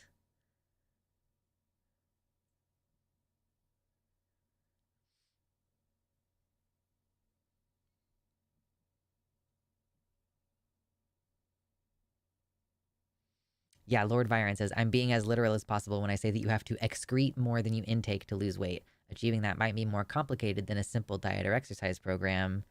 Yeah. Yeah, I guess like an output, I consider if you're thinking about something and you're doing that task, like that is a type of output. You know, if I'm thinking about my schedule and I'm organizing and I'm budgeting, like that is still, I'm still creating an output, even if it's mostly a thing that's happening in my head. You could probably, like, I wonder if you could burn calories, like, you know, doing the thinking part of when you're writing a book. Just sitting there thinking and you're trying to figure it out and you're burning more calories, even though you're just sitting on your couch, like in an existential crisis.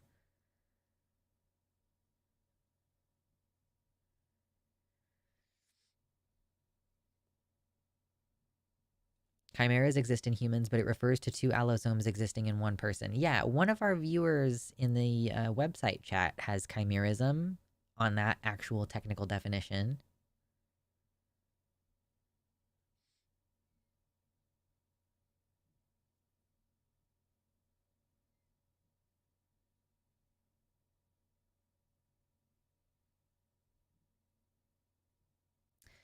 It's more just about the science of how we store fat versus make muscle. Working out like cardio is more encouraging your body to make long muscle out of the fat you have, carbs and fats you ate, versus storing new fat. Long, lean muscle is slimming. You get it from stuff like cardio versus short tick muscle, which is more cramped and knotty looking, making you look more defined. Good for sprinting and explosive lifting. For sure. I haven't watched Aqua Teen Hunger Force in such a long time. Okay, I'm gonna step away for a moment. Gordy, welcome in. Listen, I'm just gonna go pee really fast, and then I'm gonna come back, and we're gonna start talking about the news. We've got like 3 news topics today. We have Education Department investigating Next Benedict's deaths. We have do I even need this to be open? Yeah, we have this thing, GOP senator blocks IVF protections, and we have a story about the CDC dropping all of the COVID guidance. Yay. Okay, I'll be right back. You be good. I'll give you to the bugs. Enjoy the bugs. Ugh.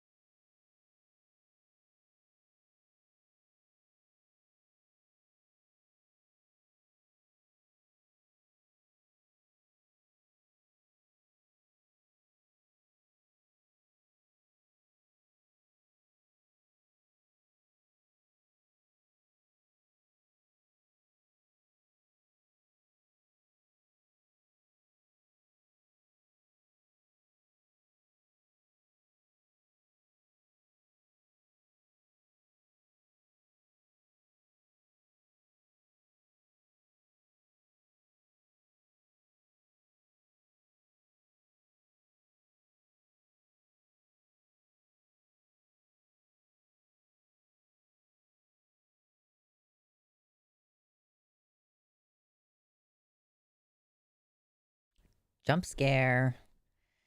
Hello, we're back. Hello, hello, hello. Back again, back again. Okay. So we're gonna do the response. We're gonna do the reaction to the Humanist Report. Yay!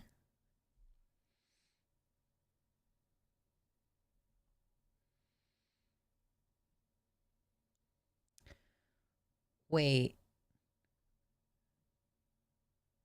The problem being the bill would follow Alabama and rule embryos as living babies, aka you can't freeze them? I don't know if that's how that works.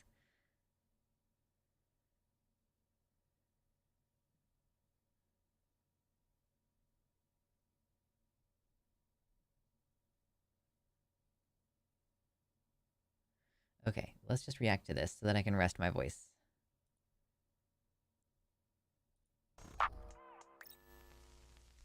The Republican Party has been desperately trying to convince voters that they are not against IVF ever since Alabama's Supreme Court announced the decision that led to the effective ban statewide of the procedure. Now, as they say they support IVF, well, the problem is that more than 100 of them sponsored legislation, at least in the House, called the Life at Conception Act, which would effectively ban the procedure nationwide. But they had the opportunity once and for all to show how supportive they are by supporting legislation in the Senate that would protect the procedure nationwide. And guess what they did? Just take a guess. They blocked. Yeah, I was gonna say, like, they didn't pass it. Oh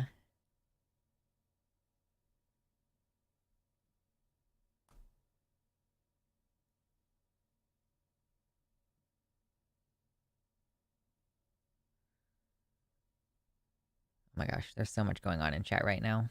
So much reading.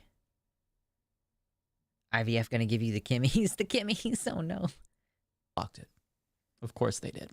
Specifically, Mississippi Senator Cindy Hyde-Smith blocked it, but don't you worry because she still assures everyone that she definitely supports IVF, but don't take it from me. I support the ability for mothers and fathers to have total access to IVF and bringing new life into the world. Well, thank goodness she supports IVF. You know, I had my doubts after she blocked that legislation, which would have protected the procedure nationwide, but she said she supports it, so awesome. I believe her, definitely.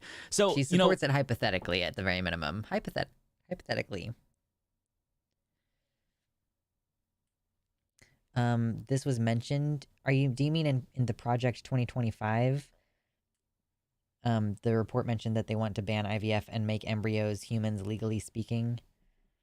Yeah, I didn't. Yeah, again, I don't. I think the IVF thing is only because it's their angle in. What exactly, though, is the problem with this legislation? Because if you say you support IVF and this legislation protects it, then what are we doing here? Now, she's going to argue that even though she definitely supports IVF, this bill in particular, it just goes too far. And now I'm going to let her explain her concerns. The bill's expansion definition of artificial reproductive technology sweeps in much more than IVF and has far-reaching implications. It would legalize human cloning. It would legalize commercial surrogacy, including for young girls without parental involvement. It would legalize gene-edited designer babies and lift the federal ban on the creation of 3-parent embryos. It would legalize... I guess there's so... Yeah, you came in at the perfect time. There's just so many things in there. I haven't read the bill. I don't know if it would actually sanction all of these things. Hello, Mama. Welcome in. We're just chilling, and now we're watching a video about human-animal chimeras. If the Humanist Report asked you to be a guest, would you think about it or immediately say yes or no? I don't know him very well. If it's just over a video call, then I don't see why not. The creation of human-animal chimeras. Oh, okay. Oh, no. Oh, no. Hold on. Girls without parental involvement. It would legalize gene-edited designer babies and lift the federal ban on the creation of 3-parent embryos. It would legalize the creation of human-animal chimeras. Oh, Chimeras, for sure. That's how you pronounce that word. That's what that is. That's what it is.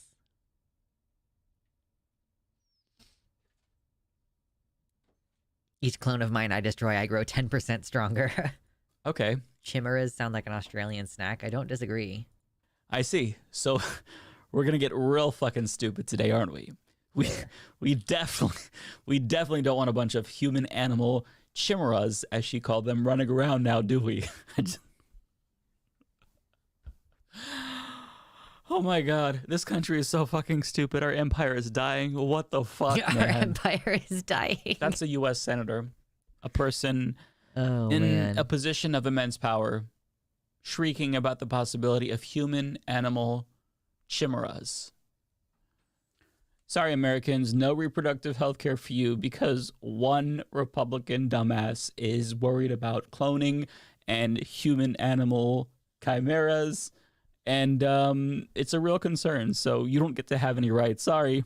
I'm exhausted. What am I supposed to say? How am I supposed to give you any political commentary that's interesting or insightful? I mean, that's kind of how I feel more and more these days. Like, how can I give you, like, insightful commentary on this? Like, how is it possible for me to say anything intelligent? It's like, yeah, like, I think that there's sort of a feeling like we need to have an intelligent response. But sometimes I think when somebody says a thing that is very obviously stupid, like that, like, oh, we're trying to prevent human animal chimeras. Like, I think that the correct response is just vicious ridicule. Is kind of how I feel. Chimeras, right. Honestly, what made doing React streams hard for me, some of this is just too stupid to follow up with fuck all. Right. Just say you can't fix stupid and move on. Right. That's why this is not going to be a segment on the channel, I don't think. I think this is just going to be for the purpose of stream funsies. Like, it's like, what else do you say? You just have to laugh at it. Like, this is so fucking dumb. The crazy shit that they're saying in order to justify their behavior. It's crazy. I try to be an empathetic person, but every day there's new evidence that a solid 25% of our country is irredeemably stupid. I just, why? Why are you like this? I know we're touching on everybody's Full Metal Alchemist trauma today. I would love to get the earned income tax credit on 18 frozen embryos. With child support and taxes, it never goes that way. It's always, well, you can't do it until it's born. Oh, really? Is there a difference between a fucking zygote and, like, a human person? Is that what you're suggesting?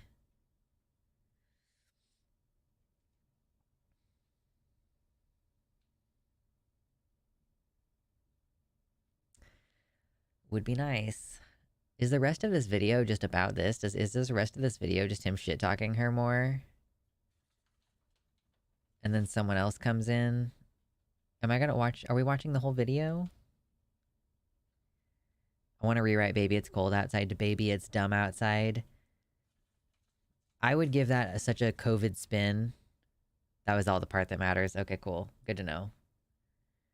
RIP.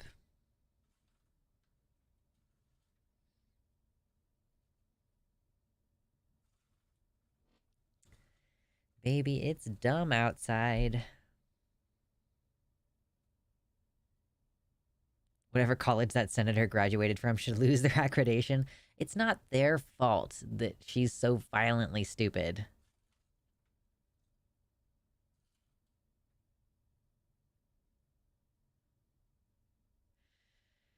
Jiminy Christmas.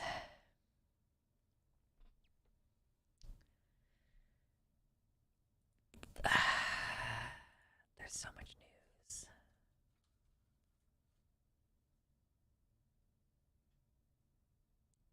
It is their fault they accepted the bribe for her to get a degree, though. Listen. Last time I checked, biology was not a required class in college, depending on the degree. Yeah, I guess biology in college might not be part of the core required classes.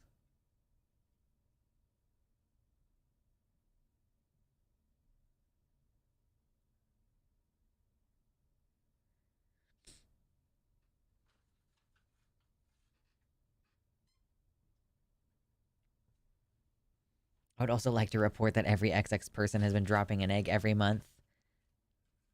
I'm a criminal, okay? Dropping eggs, just absolutely, completely unethical. I was just looking at these college requirements. A lab course is required, but most push towards chemistry. I feel like that would be way boring. Chemistry versus, like... Chemistry is just math. That's the trick. They trick you. Chemistry class is just a math class. I learned that when I took chemistry technically a year early when I was a sophomore. And I was like, that was the first class that I genuinely earned a C because I was like, this is too fucking hard.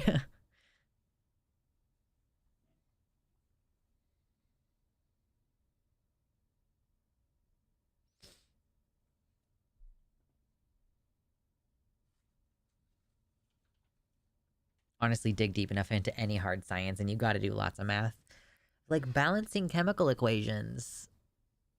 It's math. Ugh.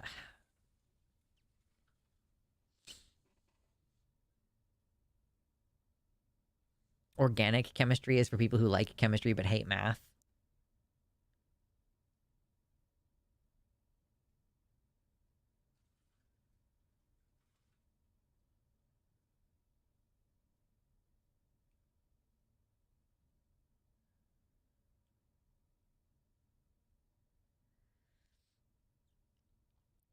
I think we're running into a definitions argument in the chat right now. Like, I think that there's a difference between saying that something is human in the sense that it has human DNA and the potential to continue developing that direction versus saying that it is a human.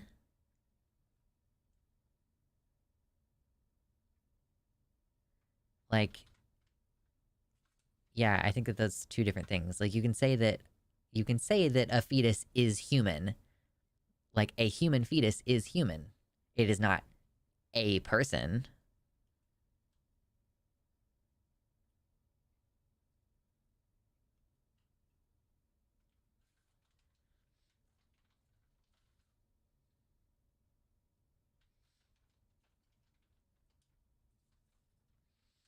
Any whoozle.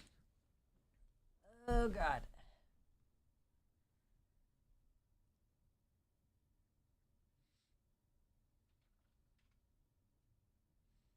Yeah, it's a little bit pedantic. I try to aim for, like, shared understanding rather than pedantry. Like, if I genuinely don't understand what someone has said, but I lean away from, like, oh, let me correct the imprecision of your language or whatever, those people are not fun to be around.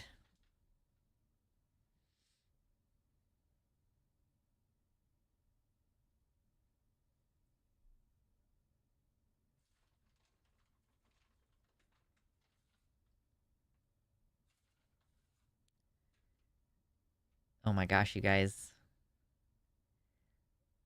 A human zygote has its own individual DNA.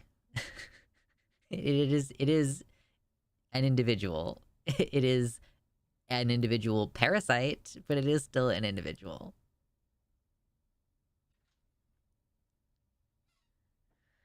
Good grief.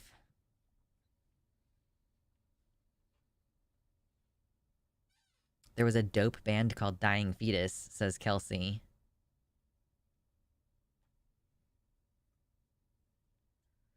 I know, why did I have to bring up zygotes and fertilization today? Apparently, that has started us off. It started chat off on a whole argument train.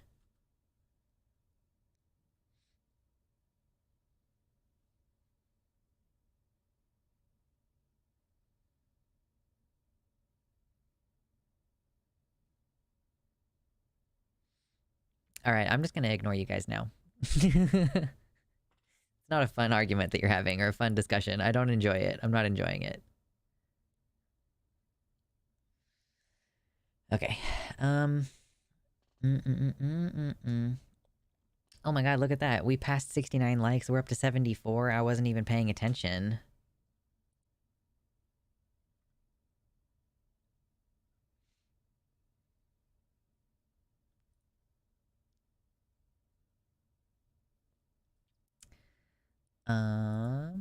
Oh my god. Okay. Let's do... I guess let's do the CDC thing first. And then I want to find at least one other thing. It's like I thought I had at least one other thing. I just don't remember what it was. Oh yeah, the sports story. Yeah, the sports story.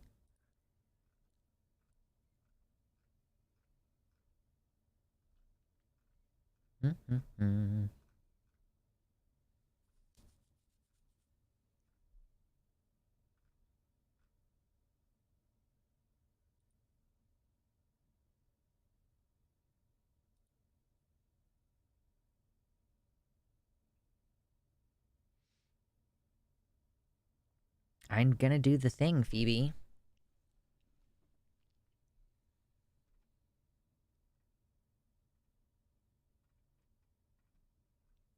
Okay, I'm looking at this CDC press release, and I'm gonna see if I can find the relevant part so that I don't have to read the entire thing out loud to you.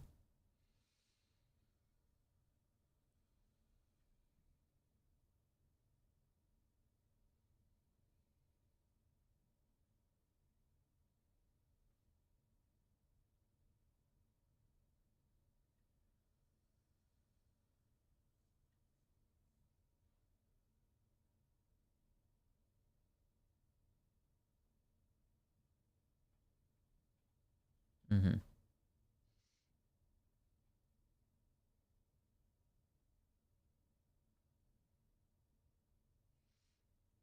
Okay.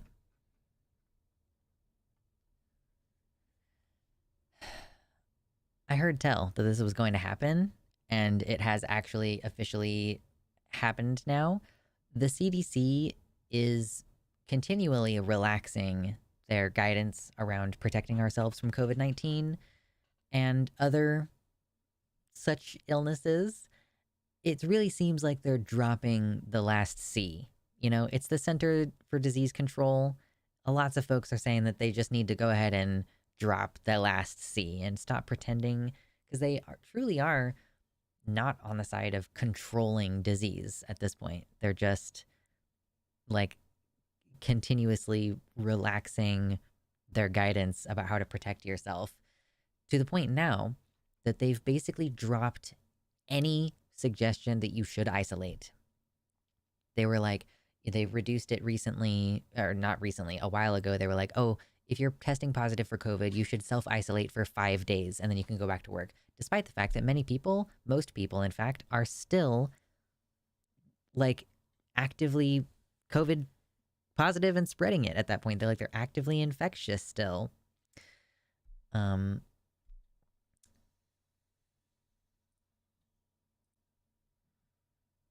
So this is what their current guidance is. Like, with absolutely no evidence to back them up, they've just gone, okay, look, for CDC recommended updates, how to prevent and spread the spread of CDC over blah, blah, blah, COVID, blah, blah, blah.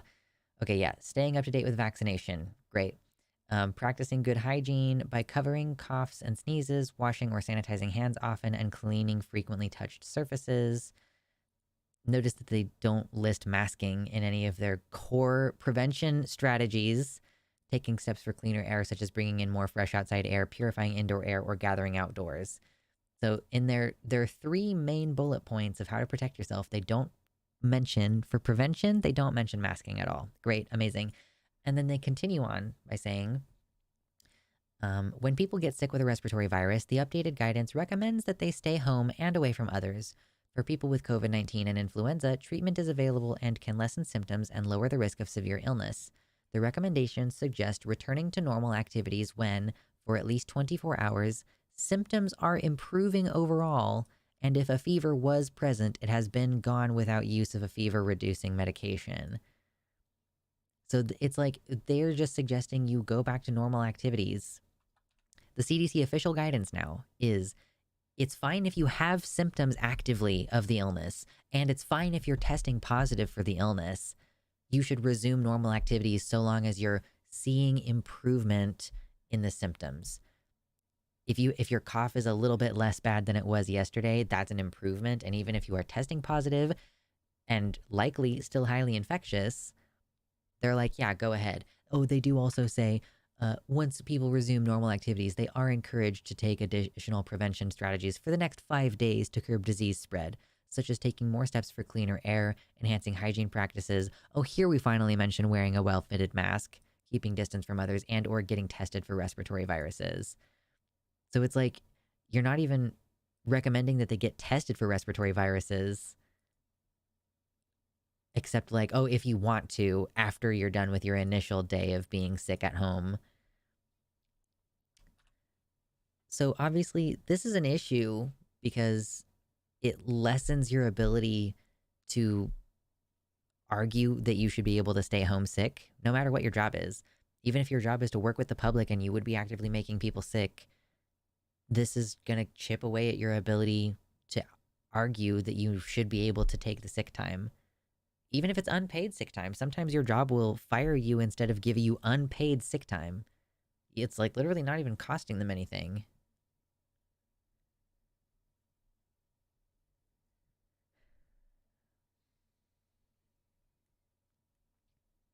Yeah, lots of us are still quarantining as much as possible anyway because people didn't listen in the first place, much less now. Like, it's, you know, if you're like, we already have a tendency to downplay our sicknesses. I know some people who caught COVID recently because they were attending a funeral and in someone's private home, someone who didn't even live there visited briefly and was like, oh, I just have allergies, whatever, blah, blah, blah. And then there you go. 2 of my friends positive for COVID while dealing with a death in the family. Like, because people just are not considerate at all. If the next pandemic disease is something stronger than COVID, it will end human society. It's certainly gonna, I mean, maybe not end human existence, but human society for sure.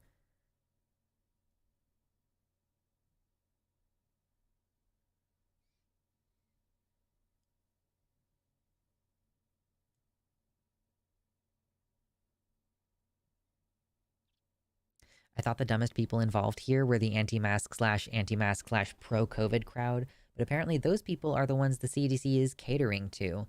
Living in our country feels like watching stupid people run circles around even stupider people. Yeah, it's like, why are we setting policy based on the lowest common denominator? Why is it that we're setting laws and setting policy on this based on what like the worst among us want to do?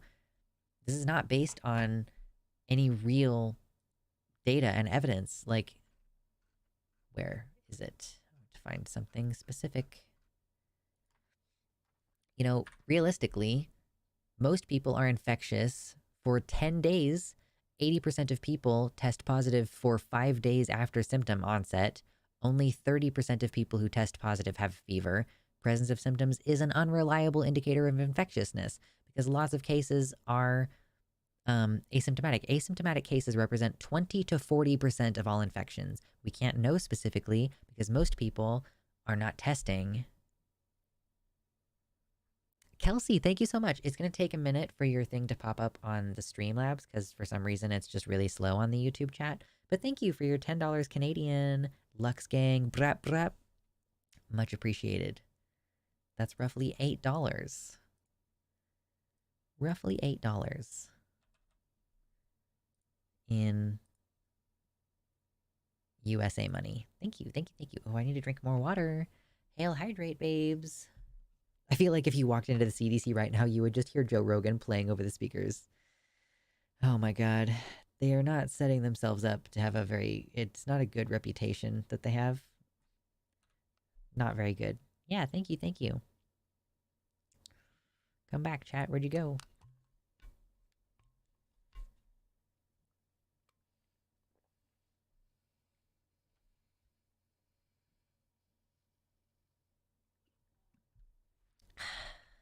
Okay. Water is amazing. But yeah, just like look at this chart. Presence of symptoms is an unreliable indicator of infectiousness because people can be asymptomatic. Individuals can be infectious before the onset of symptoms. So there's such a thing as pre-symptomatic as opposed to asymptomatic. And yeah, so most people are still infectious at that 10-day mark. And then it's unclear because there's a variation between individuals as to when they become non-infectious. But people can be infectious for up to 2 weeks. Oh, yeah. There we go. It finally hit.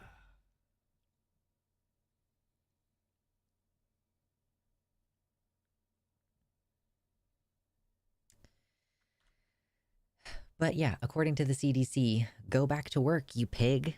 Go back to work, you disgusting, useless thing. Like, that's what the CDC says. Literally, basically no actual like, they're like, yeah, if your symptoms, I guess their suggestion could be taken as they, like if your symptoms are getting worse, then you should be isolating, but they don't specify an amount of time. So there are going to be people who just don't observe any kind of isolation because the CDC doesn't have a specific number.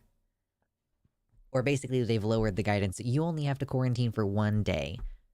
And then it doesn't matter really like how sick you are. Like, just go out there and start sneezing on people is the official CDC guidance.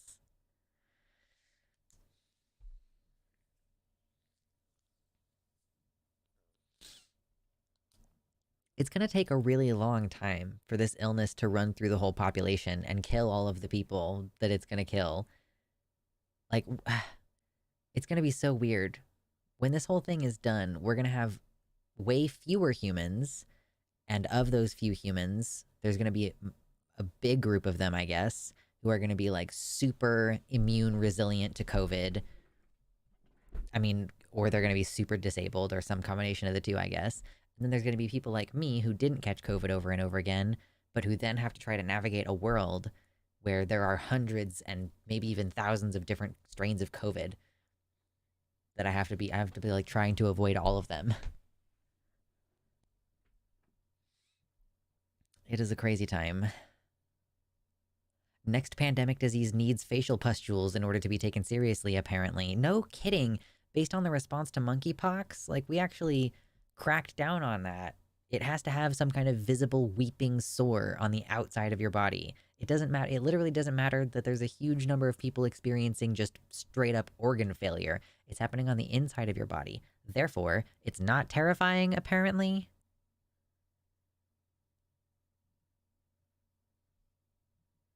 I just treat everyone like they have COVID. I make it weird looks for masking in public still, but who cares what they think? Yeah. I have actually started wearing, oh, maybe they're not on my desk.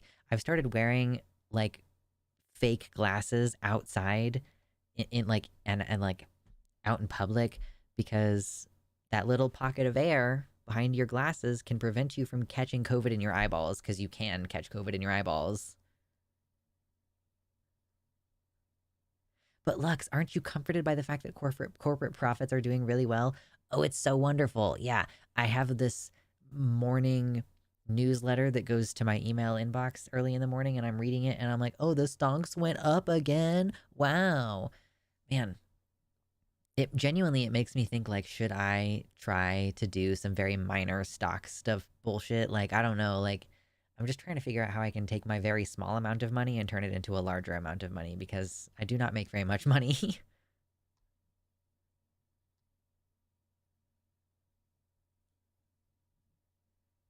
We need better marketing for vaccines. Like, it makes you get to your perfect weight, and for men, the perfect penis size. Bonus, bonus, bonus. Only ugly problems are real problems. That's fucking true. COVID really took our society's ableism and put it under a high-power microscope for everyone to see. It's so obvious. The fact that these people are genuinely going, oh, it doesn't really matter. You know, the only people who die from COVID anymore are people with pre-existing conditions and the old people. And it's like, okay, good to know, as someone with a pre-existing condition, that my life is just worth sacrificing for the sake of the economy. Cool. Love that for me. Stocks just seems like a more sophisticated version of gambling. Oh, it is for sure.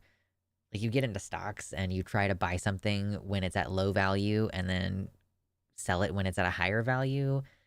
So you're gambling on whether the thing is going to be like, oh, is this company going to lose value later? And there's so many different factors that can change the value of the company. Like a CEO leaving a company will definitely make the stocks drop in value. Or like Wendy's saying that they were going to do surge pricing, that made the stocks drop in value.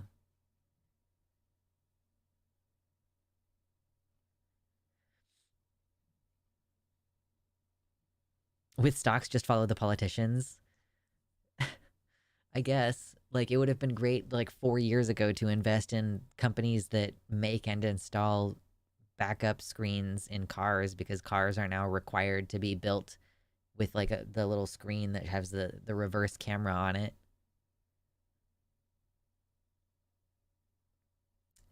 I bet that company is making a lot of money now. Wow. I don't know if we're going to be able to get to 100 likes today, but we can sure as hell try. Have you hit the like button on the YouTube page yet? If you're on the YouTube page, have you come over to the website chat? It's amazing. There's custom emojis.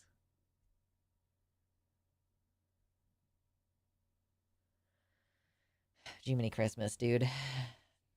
Nightmare world that we live in. Absolute nightmare world.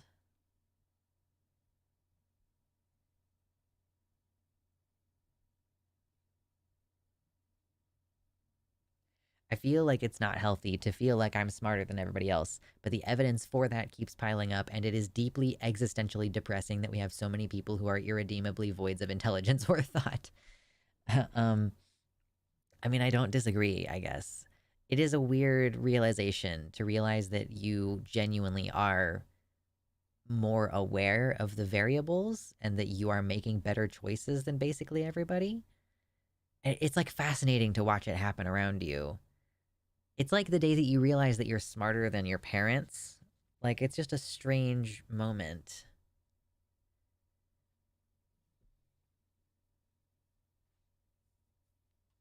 None of us are smarter than anybody else. That's one of the most objectively incorrect things I've ever heard. Like, there are people who had the exact same education as me and who have the same access to information that I do for the most part. And they're going like, nope, I don't believe you. Or nope, I don't care.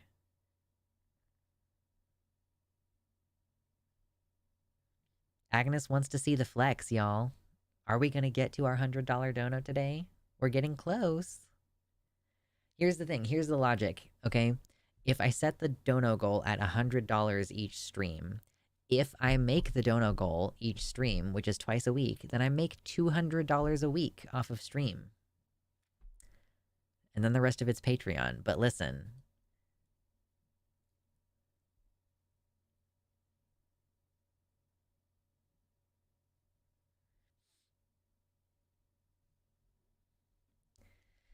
Oh my god, COVID. Oh my god. Okay,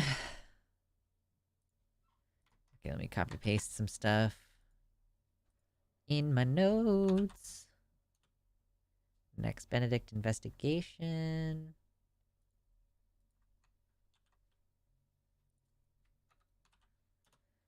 And Audrey Jimenez.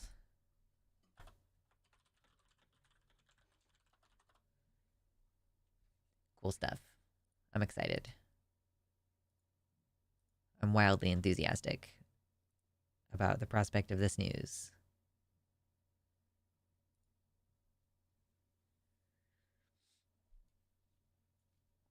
So there's been more news that's come out since the passing away of Next Benedict.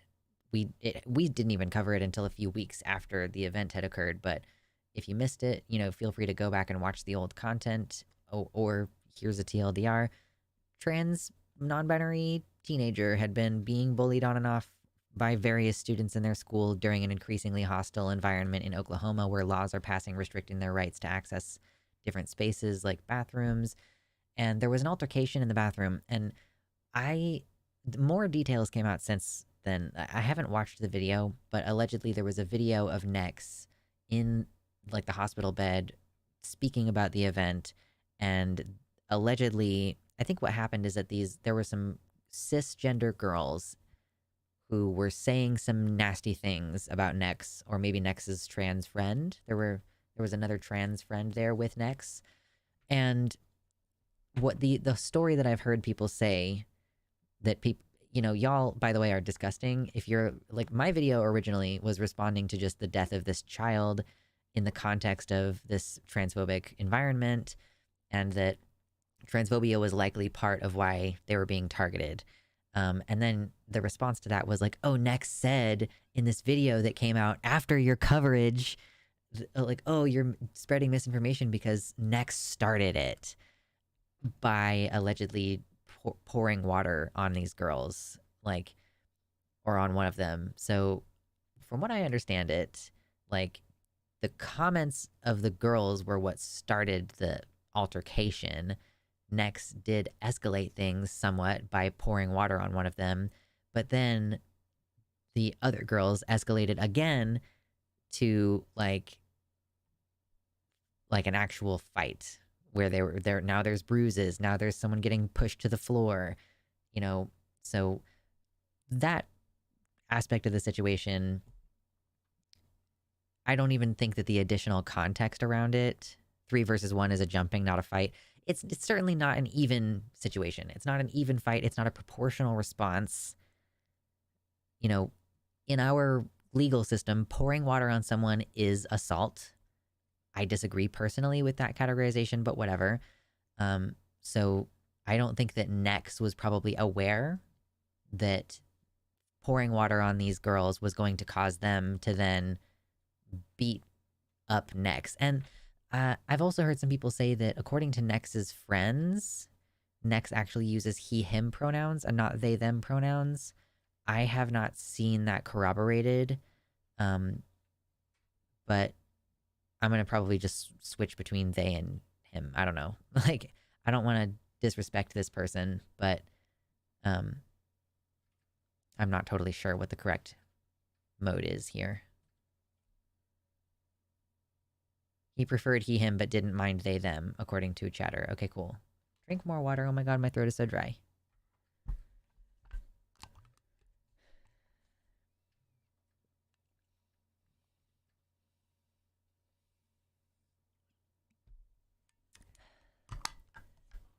Yeah, a heck of a defense that would be. Your Honor, I know I beat their head into the floor multiple times, but in my defense, they splashed me with water.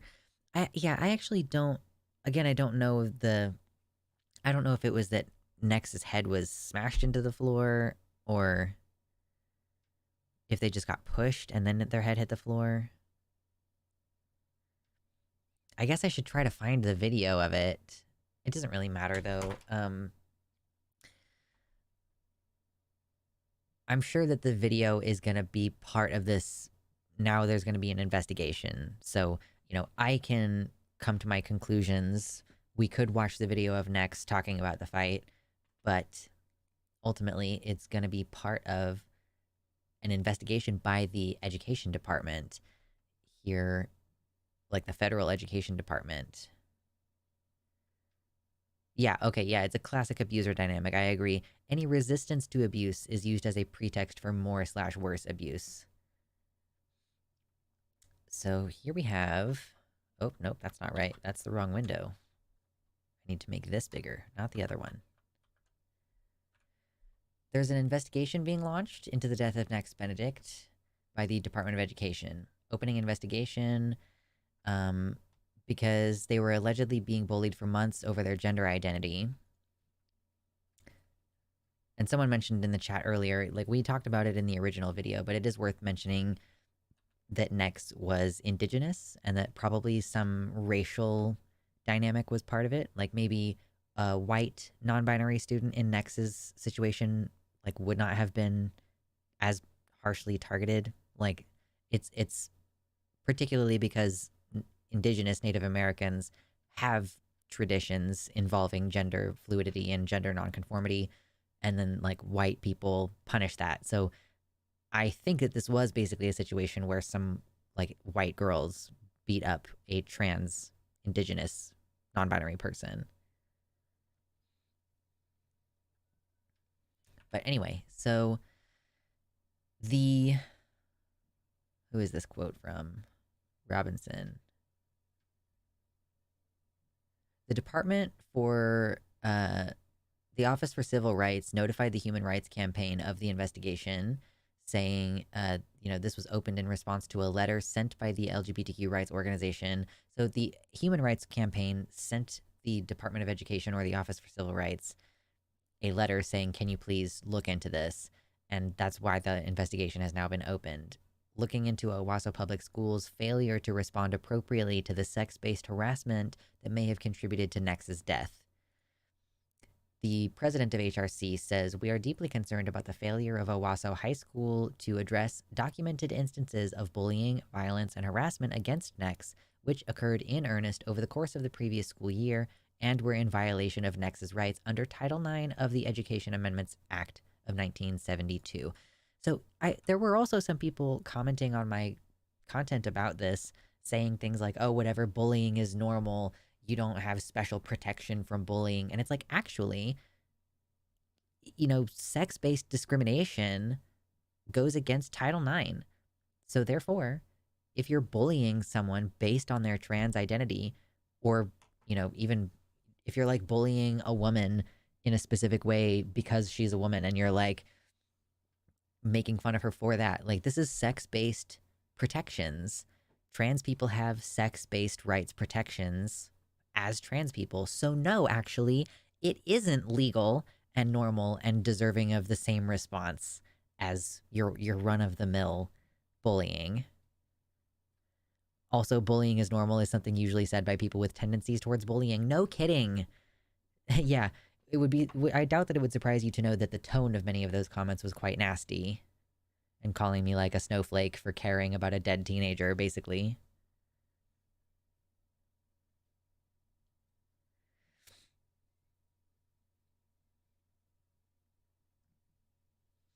And it's, it's obviously there's the assault aspect for sure.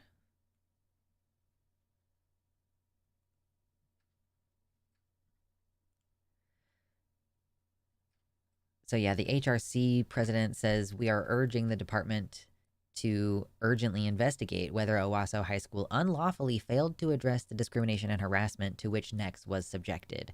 In addition, we call upon the department to conduct a Title IX compliance investigation for Owasso High School. These calls for federal investigation were amplified by other LGBTQ leaders. Key details surrounding Nex's death and identity are still unclear, according to this article from The Hill. The mother, Sue Benedict, I don't actually know, is that the mother or the grandmother? I've seen different reports. But Sue says that Nex did not see themselves as male or female. They saw themselves as right down the middle. Friends said that Nex was trans and primarily went by he, him pronouns at school, but also used they, them pronouns. The police investigation is still ongoing, apparently. Local authorities said last week they have not ruled out the fight as a possible cause of Nex's death. I love how that detail is just tucked in here instead of it being front and center. Like when the initial autopsy report came out, it was front and center. Trauma was not the reason for this death. Totally unrelated reason. Like, I don't know why this teenager died. It definitely wasn't from getting beat up and having their head hit the concrete floor. But like, we haven't seen any additional details since then. And then like, oh, but the police have now quietly after the fact said, well, maybe it might have been because of the head hitting the floor in the concrete in the altercation in the bathroom. Maybe that's related to their sudden passing away. Like, okay, cool, whatever.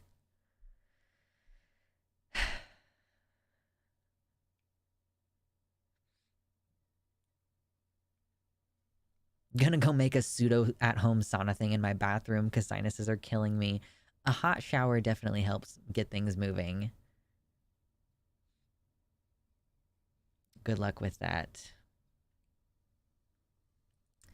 Okay, let's see.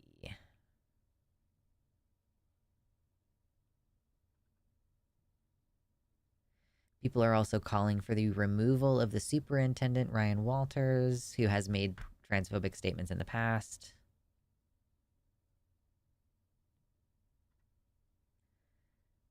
Whoa.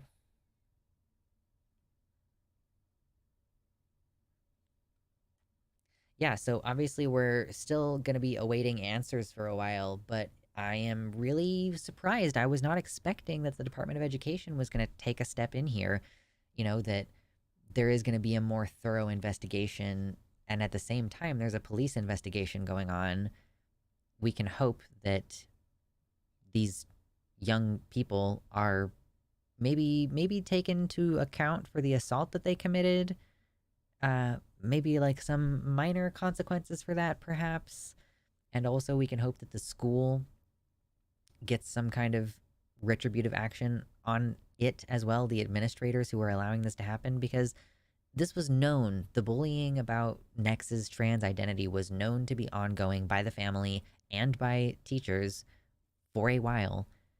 There are students still at the school who acknowledge that this is an ongoing problem, and Nex is not the only trans kid there and not the only one who's been bullied for being trans there. So often, we're just expected to turn the other cheek and act like the bigger person. Like being expected to be the bigger person is like just an ongoing way of getting oppressed peoples to stop responding to their oppression.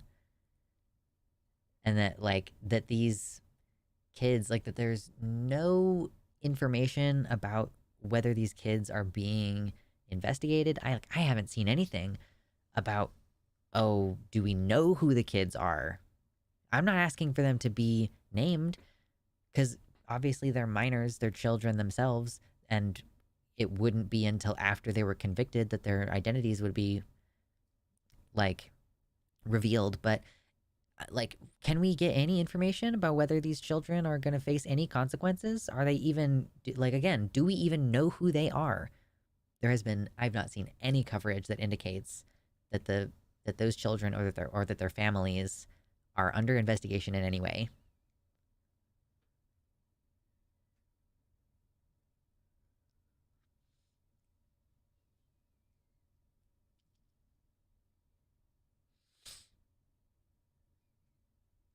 Standard right wing play. Yeah, the playbook for the right wing news. Blast information now, whisper the correction later. Yeah, blast misinformation now. My bad.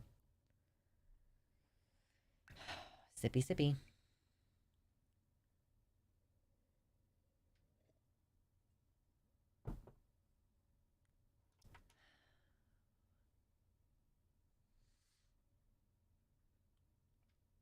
I'm not familiar with previous Department of Education investigations. I don't really think this is the kind of thing that happens very often. In my head, the last time there was a Department of Education's Office of Civil Rights question, it must have been something to do about racism. But yeah, I'm curious what all that's going to entail and what sort of judgment can they put down. Because the Department of Education is, I guess, is that part of the executive branch, kind of? Under the purview of the executive branch? It's extremely underfunded. Well, yeah, I mean, I don't doubt that at all.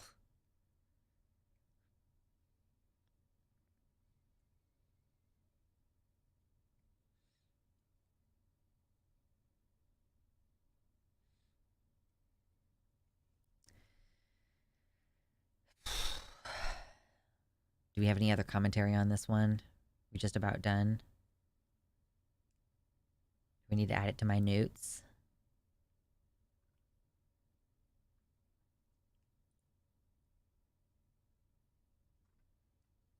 Let's see. I'm going to see if Aaron Reed has any more information about this.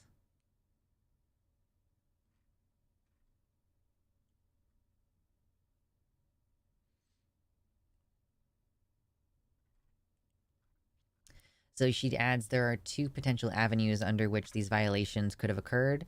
One is responding to alleged harassment of students in a manner consistent with Title IX, versus whether the district failed to appropriately respond to alleged harassment of students in a manner consistent with Section 504 and Title II. So it could just be a more general requirement of, making sure these kids have access to education.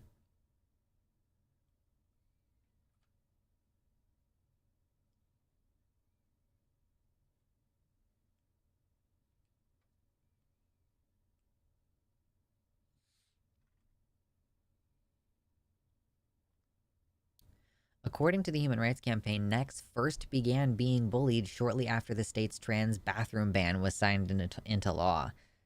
So, according to the HRC, who presumably got their information from the family, like, the bullying that Nex was experiencing began, like, after after state law passed, which indicates that the more official the response, like the more official the transphobia, I think the more permissive it feels. Like that people feel motivated to be hateful toward trans people when it's being officially sanctioned.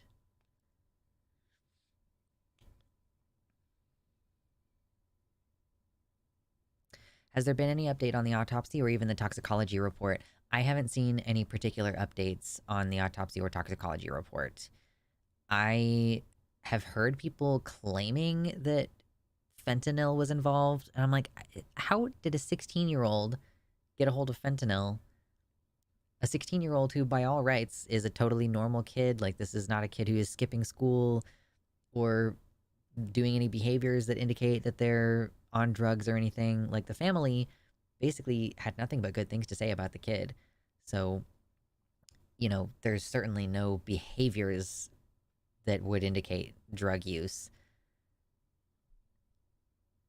But I don't think, yeah, I know why, like, people claiming fentanyl, but I don't, like, I'm like, what autopsy report are you looking at?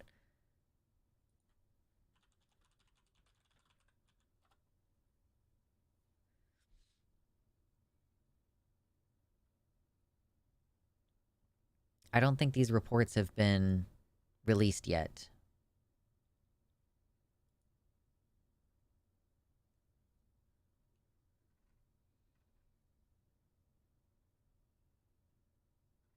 I'm seeing if anybody has any additional info, but I don't think they do. Yeah. As of February 20, the Owasso Police Department says that a thorough investigation is being conducted, and they are waiting on an autopsy report and toxicology results. Why would a tox screen be done for head injury? I don't know. Anything for them to try to deflect blame off of the very obvious sudden death from head injury.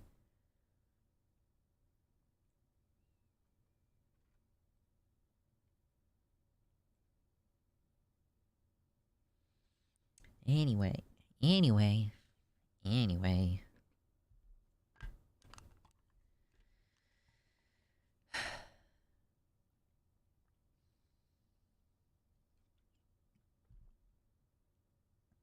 Okay, now I can put this in my notes.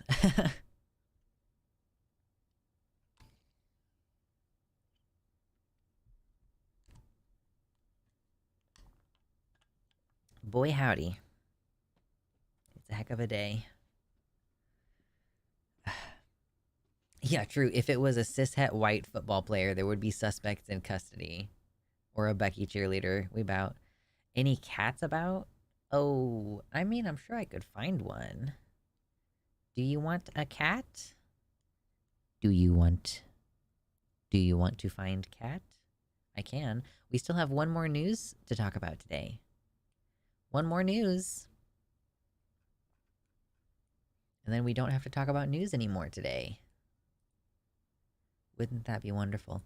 Wouldn't it be nice? Wow, my voice is so thrashed right now.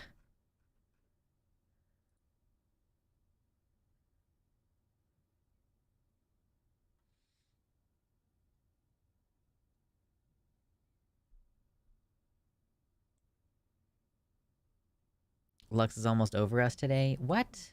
No. We're going to do one more politics segment, and then we're going to keep just kind of talking about whatever until at least 4 o'clock. Come on. I had a short stream on Wednesday. We got to go to at least 4 o'clock mark today.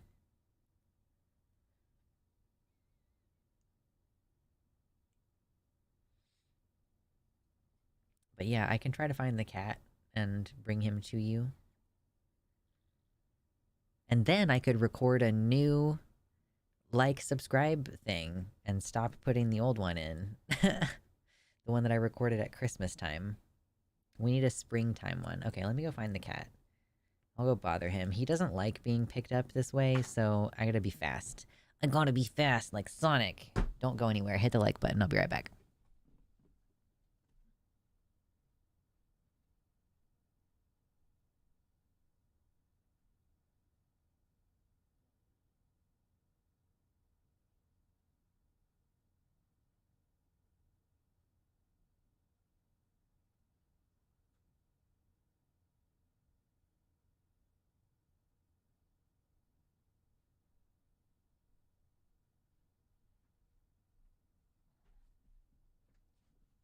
Hi!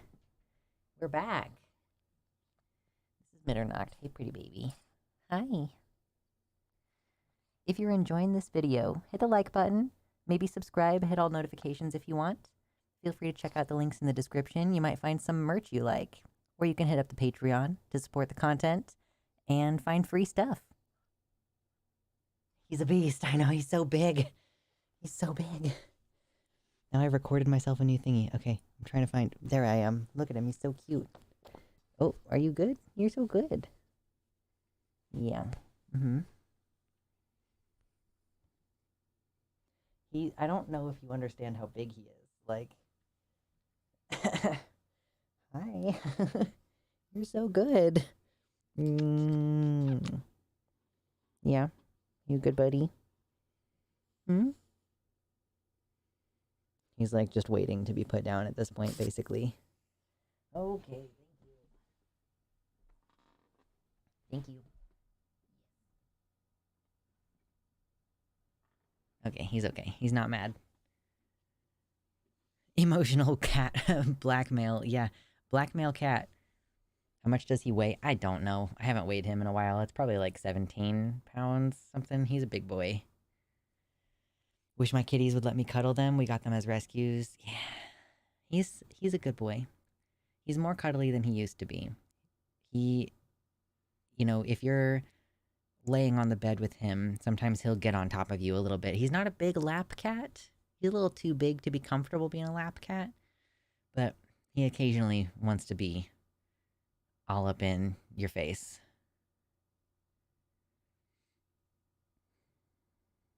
Is it wrong that when my cat meows at me too much, I argue with her like she's a MAGA protester? He seems so chill, though. He is. He's so chill. He is not a zoomies cat. He's not a destroy things cat. He's not really a jump on things that he's not supposed to. He doesn't get in the trash. He doesn't get up on the kitchen counters. Like, he's very relaxed. And he only can play in a limited manner. Like, he gets really freaked out if you play with him too intensely. So, yeah. My dog only allows for floor cuddles, no bed cuddles. He's very protective of his bed. Yeah. Puppies are weird. My cat is not even allowed in our bedroom when it's time for us to sleep, so I don't think any way for him to feel a possessiveness over my bed. It's just, no, for sure. You got to leave at night. Goodbye, sir. Good night.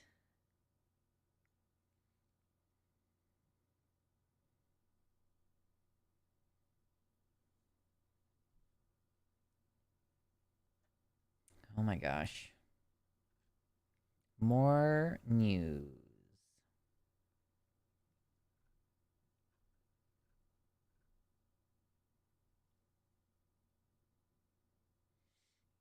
I want a cat. They're such fun buddies to have around. They're such good friends. My right nostril is whistling. I'm something of a musician. Holy cow.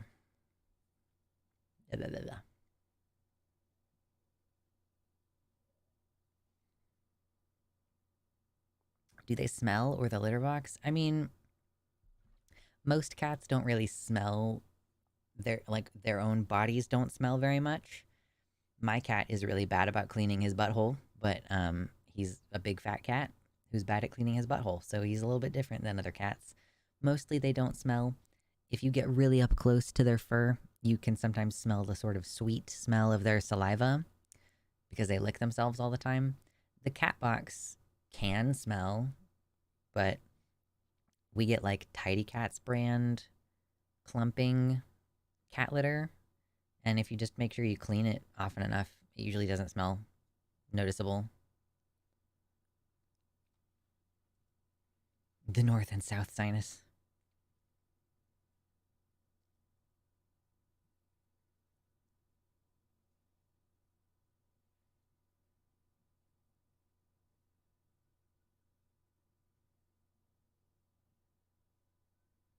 Wait, why does their leg and paws reaching around to their butthole have anything to do with anything? What?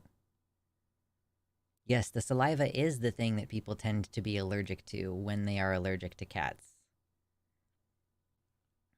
So that's why getting a hairless cat can help. Like, I don't think they groom as much. Animals don't use their legs and paws, like cats don't use their legs and paws to clean their butthole. They use their mouths. So if your cat is a huge fat ass, he can't fold in half enough to reach.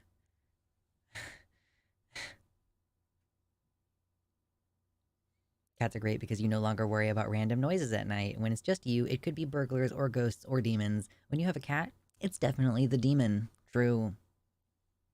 Singular demon. Only one. Unless you have more than one cat, in which case they are legion.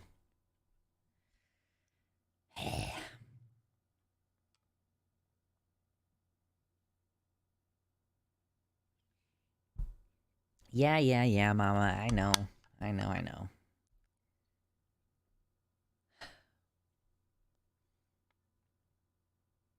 We have one more story. And then we can shoot the shit until we're ready to leave. Do you guys want me to flex today? I don't think we're gonna get there. We need to get like $35 more or something like that. I don't know. I can't remember. Show off my progress. Cats keep demons out because they're worse. Exactly. You don't have to worry about any Cthulhu's or any other such shenanigans. I'll stop teasing when I get the donos.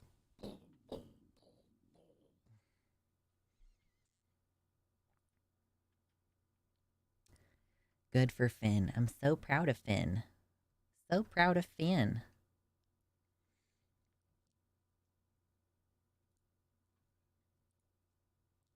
Please, someone donate on my behalf. Excuse me.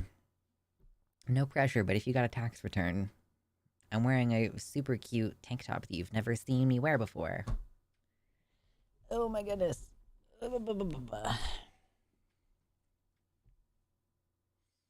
So proud of Finn. I know. Such a cutie.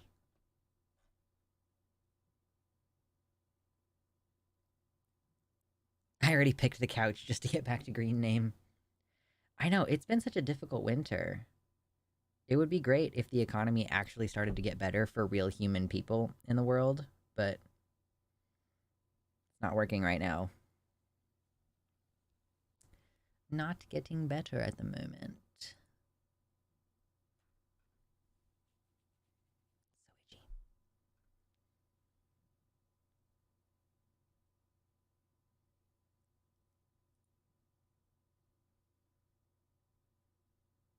Hey, someone contributed to my lavalier microphone. That's fucking cool. On my throne wish list, someone contributed to getting that thing. It's like a crowd fund for the gift. Isn't that neat? Thank you very much. The only consolation of being unemployed is more Final Fantasy 16 times. True. Not really sure who these masses of employed people are that I hear about, TBH. Yeah, I'm so confused. as to how the economy could be in the position that it's in. You know, like there are tons of people who are either unemployed or underemployed, but tons of companies are like saying that they're hiring, but they are also doing huge layoffs. Like, I don't understand. Oh, 14. Yeah, I can't read.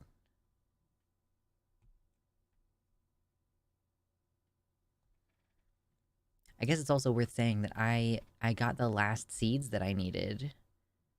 So now when I plant my garden, I have culinary tomatoes, I have cherry tomatoes, I have basil, I have carrots, two different varieties of carrots actually, and then I have calendula and marigold. So that's gonna be my whole very overcrowded garden this year. I'm like, I don't give a shit. I'm gonna overcrowd this bitch. Are all the femboy attire in your size? Um, I think that they should be all set to the appropriate size. I tried my best. There's no point in you buying me something and then it being too small. So I tried. Sounds like a good garden. Got any peppers? No, I was not going to do peppers this year. I guess I could have done one row of peppers and one row of tomatoes, but I decided that I would rather just have the cherry tomatoes and the bigger tomatoes.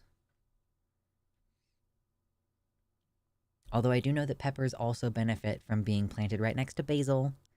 And like I think that tomatoes and peppers and basil all are good friends in the soil, but I just decided not to do any peppers this year. I know at least 20 people with student loans and graduate degrees that aren't employed right now. 20 people with graduate degrees? Like, that's like people who got another degree after their first 4 years of college. What the fuck, dude? How? It's like the consolidation of wealth can't continue. It's going to have to stop soon. Like, these people want us to buy things, but then they won't pay us any money. And then it's like, oh, I'm raising the price on my housing, and then, oh, even if I only have one unit filled, I'm still making more money off of that one unit. It's fucking crazy.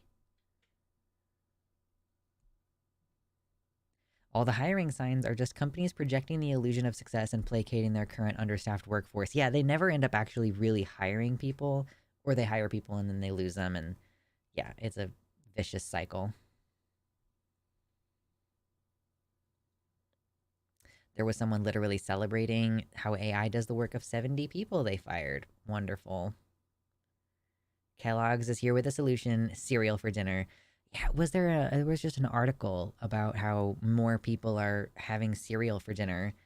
And I think that they made it sound like it was a cool, trendy option. But then there were people responding to it, like on Twitter and stuff, who were saying, yeah, no, as a mother, serving my child cereal for dinner was like the lowest point for us. It was like,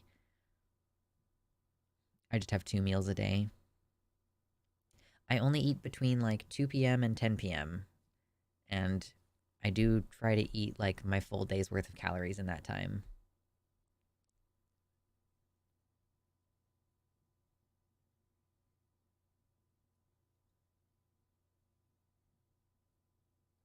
I prefer waffles or pancakes. I prefer French toast. I need to get some bread and then like let it get a little bit dry, like leave the package open overnight or something and get some French toast going because I love French toast. It's so yummy. I do have pancake mix though. I can always make pancakes.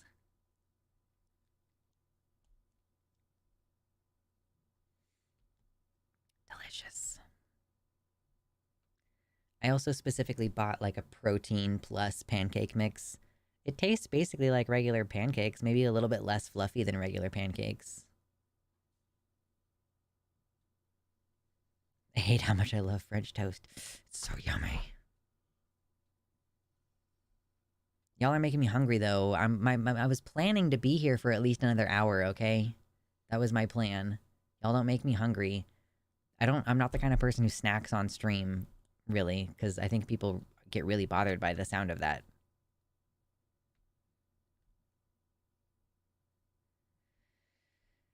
Gross. Y'all are gross. Making me hungry. Can't believe you. I do think I'm going to go ahead and set up a channel in the Discord server. It'll be called Feed the Dragon, and you'll be able to post food content and cute animal pictures in there.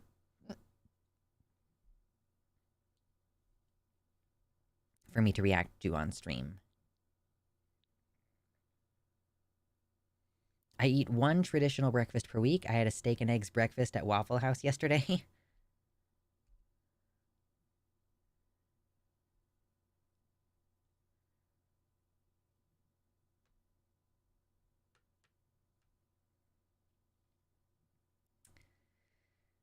Jeez. This is just a brief little thing I want to mention since it crossed my timeline today. I don't think that people think about this very often, but this is the Mexican border wall, and this is a bear whose migratory activity is being limited by the presence of this wall. Like, he gave up. He was like, I am not going to be able to find a way through here, so I'm just going to give up. Doing veggie tacos in a bit. Ooh. Yum, yum, yum. I don't think, you know, I had an idea for what I wanted to eat last night, or what I wanted to cook last night, but then the brain goblins were like, I don't want to do any cooking. So I was like, Jesus, okay. So I don't know if I'm going to cook the same thing that I was going to cook last night tonight. I guess I probably should. Before my meat goes bad. I know, this bear's trying to take our jobs. Motherfuckers. What do you put in veggie tacos? Like, what's the main thing in it? Is it just like sofritas, or... Fish is not vegetarian. That's pescatarian.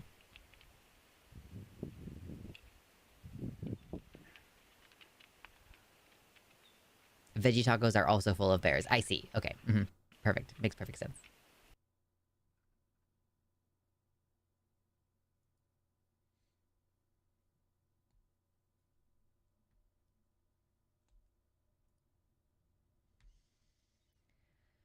Oh.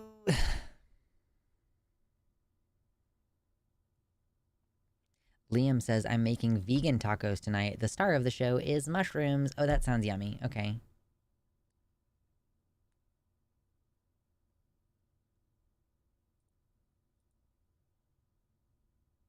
Is there a dog? Where was there a dog? Oh, you're talking about the bear? I thought that he was a friend because of his ears. You can see why I made that mistake.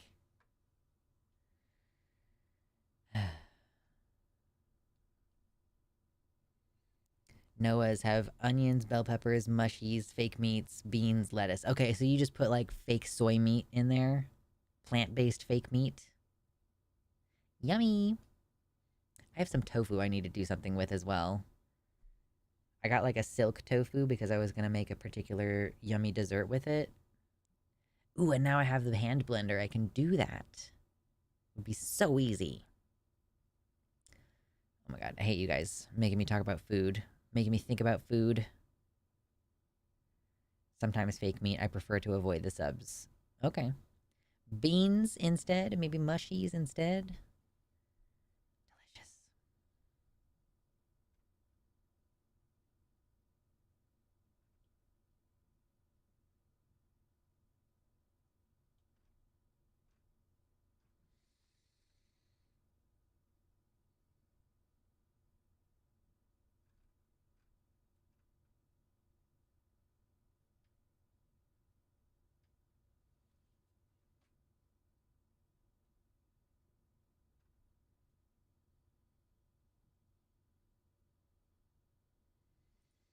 Okay, I guess we should do this sports thing. Sports story.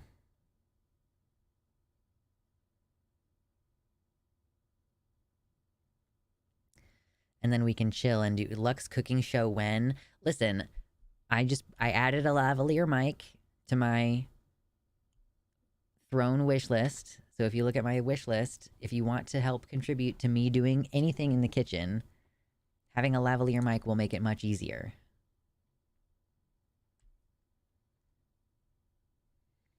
I always loved fajitas, and I learned that everything tastes the same with onions and peppers.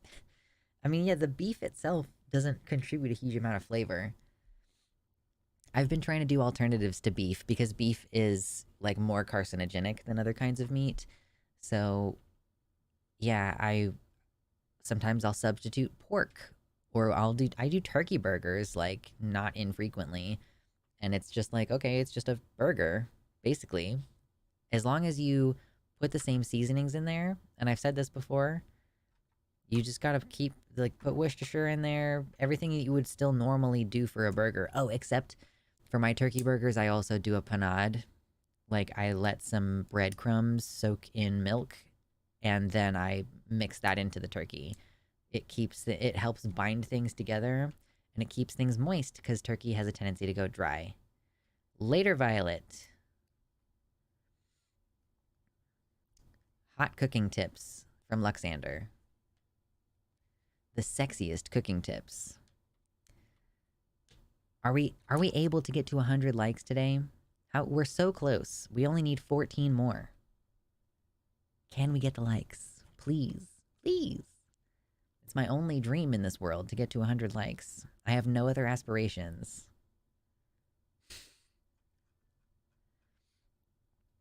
We've been talking about the trans people in sports problem for quite a bit now, and I've previously made the argument that trans women should be able to participate in women's sports, and trans men should be able to participate in men's sports.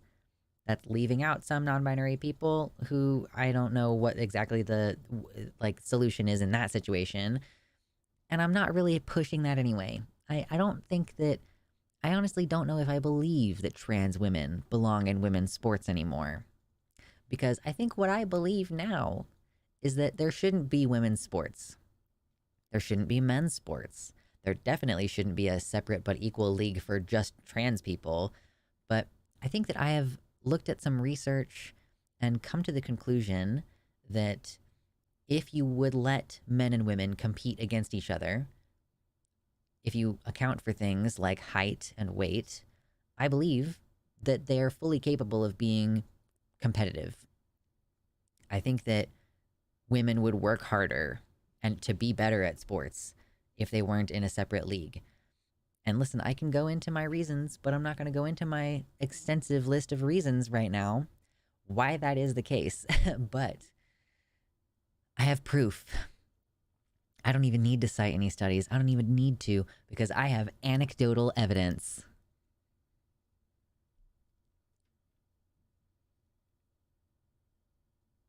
I think it's a myth that men are more competitive, absolutely.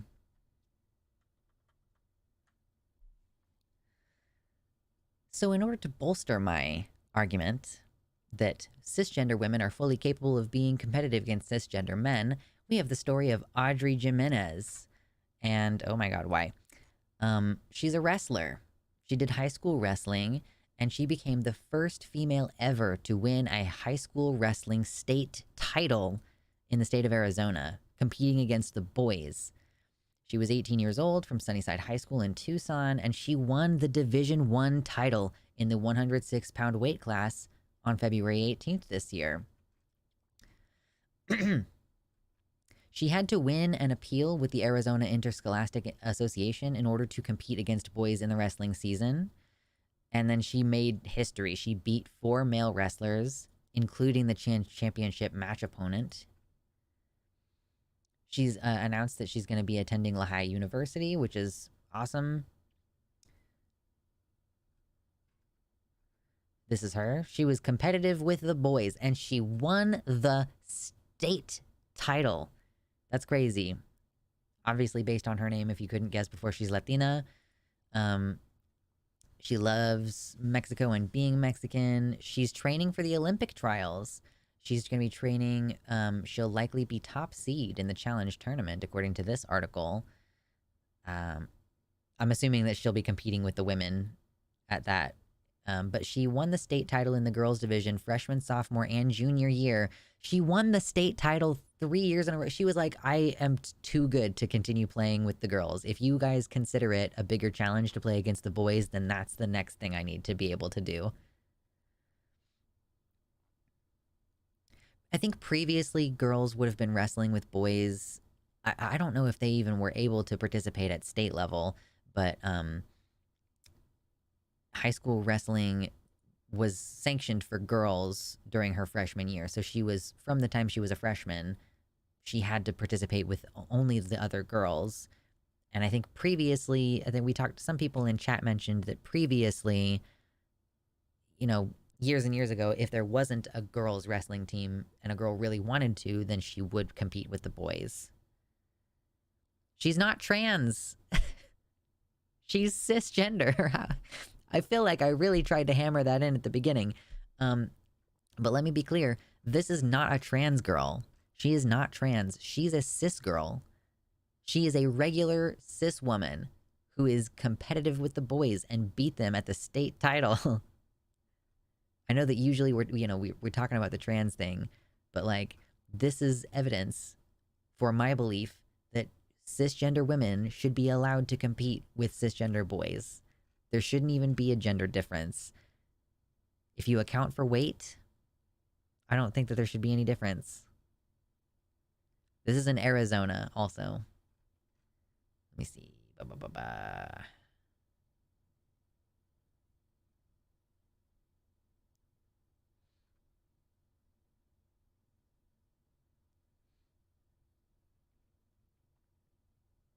Oh yeah, she was wrestling boys through the entire high school season, except at sectionals and state.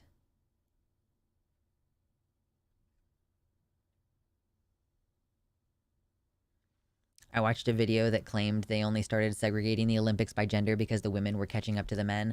That's what I've heard. Even with something like shooting and figure skating, which you don't think are really strength-dependent things that women would never be able to compete in, at first, there's no rule against women competing, but they just don't. And then women join and they start competing and they start doing well, and that threatens male supremacy, so then they are barred from participation, and then a couple years later, a separate women's league is then created for them to have their own cute little competition amongst themselves because they could never compete against the men. You know, we're just like male supremacy all day. But yeah, evidence in wrestling, which wrestling we do consider to be, it's a contact sport. It's very physical. It's one of those where people would go, oh, well, a girl would obviously get hurt if she went up against the boys. Like, this is just some Mexican girl. Like, she doesn't even look like she's crazy tall. She only weighs 106 pounds, like 110 pounds. She's a very small person, but she's going up against other people who are the same size as her, even if she's going up against boys. Like, if you just equal things out for the physical traits that you allegedly care about, if you allegedly care about bone density, then make bone density tests part of the deal and only put people with similar bone densities next to each other. But we know that's not actually why they, like, none of the actual specific physical reasons that they give are the actual reason for the justification for them barring trans people from participating. They're just doing it to be discriminatory, you know?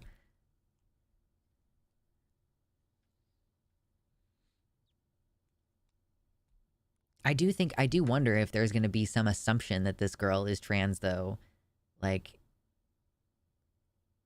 I don't know how people could see. I don't know. People are really stupid. They're probably going to look at her and be like, oh my God, she's so muscular. She must be a man, really.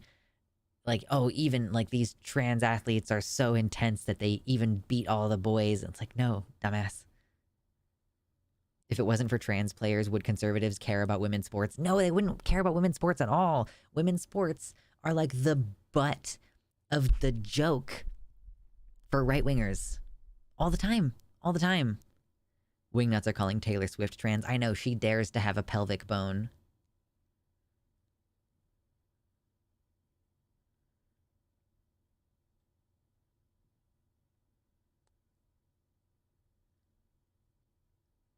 Chatter says, up in my part of the country, there was a controversy because a cis boy accidentally injured an opponent who happened to be a girl in a high school field hockey game by unintentionally hitting her in the face with the ball. People got all up in arms about this boy participating against girls. In this instance, there is no boys-only field hockey. even though presumably the same actions would have injured an opposing boy player.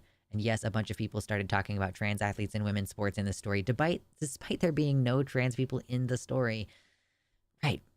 That people could willingly engage in a co-ed team and receive an injury that is totally normal.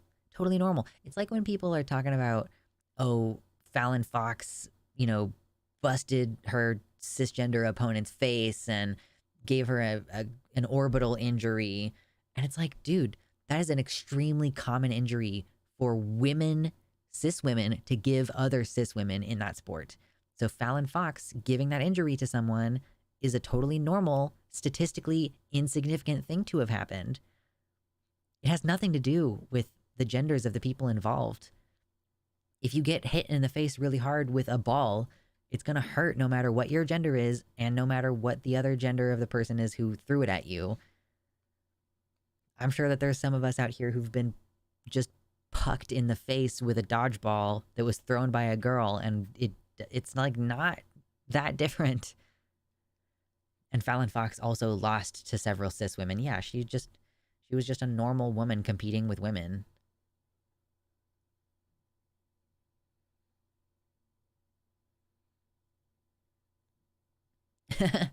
Yeah, we need to institute a new rule. Anyone who wants to talk about trans people in women's sports must first provide evidence of their advocacy for female athletes in areas that have nothing to do with trans people going back at least 3 years. Just jumping on, like, if you managed to eliminate trans existence in sports, like, let's just pretend like we solved the problem. There are no more trans people in the world, much less in sports. These people are going to go back to ridiculing women's sports. And like it's a common joke that people don't want to watch the WNBA. Like it's super, super, super common in the zeitgeist. Like there were jokes in Futurama about like undervaluing women's sports. It's just like Family Guy did jokes about like it is so normal to make fun of women's sports.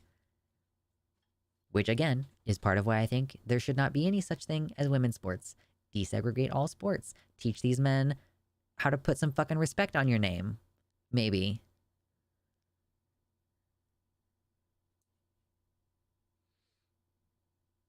In The Office also made jokes about it.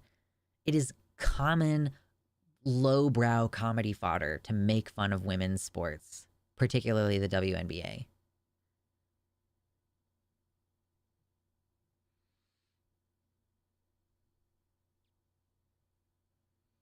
Really, really cool, though, that she won. So proud of her.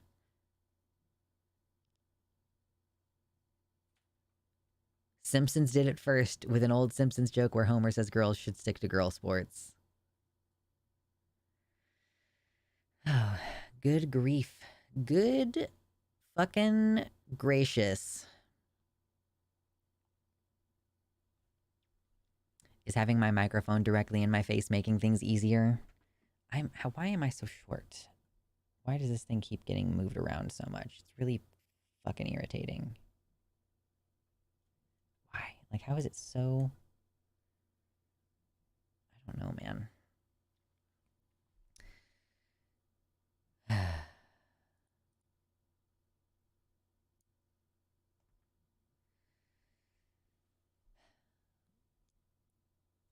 I think that that's basically the news for today. We got 3 articles done. 3 whole news things. Which that's content for the week, baby. I'm pretty sure right now I have content through Tuesday, so as long as I get my shit done tomorrow, I'll be good. 89 likes. I don't know if we're going to get to 100 today. I feel like, we're just not going to quite hit it. We'd have to try a lot harder. Excuse me. That to me was the most dumbass thing about lady ballers. The idea that some cis male, who's not even an athlete, by the way, like Kelsey, you say any cis male athlete could just show up and dominate in a women's sport by virtue of being men, but it's like they're not even athletes. It's literally the concept that any cis guy, even a guy who hasn't played sports since he was in high school or college, like that's the premise of the thing, is that they had a team when they were in high school or college, And they were like, oh, we should put this team together. And it's a team of really unathletic, average cis guys going up against actual athletes and just being able to like dominate until they get to the last game. And that last game is versus another team full of cis men pretending to be women, except that they're also black dudes. So there's like an additional weird racial aspect to it. Like it, you know, if it was an honest game between two teams of men, then it might have been kind of even, but because it's versus a team of black players, like, oh, of course, we're going to get, you know, that means that we, the white players, are going to get stomped out just as much as we were stomping out the female players. It's all very deeply stupid and heavily entwined.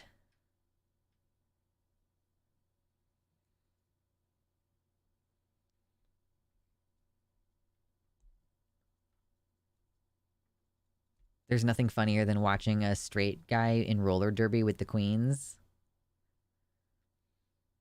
Roller derby is a really queer... Why? Why is roller derby such a lesbians and queer people thing? I know at least one person who is trans and does roller derby. She's also the only person I know who does roller derby. She's trans and maybe a lesbian. Like, I don't think roller derby sounds very fun. When I think of all the things I could do in the world, it's never occurred to me to do roller derby. I like going roller skating sometimes, but that's not the same. Roller derby makes me think of Austin Powers Goldmember.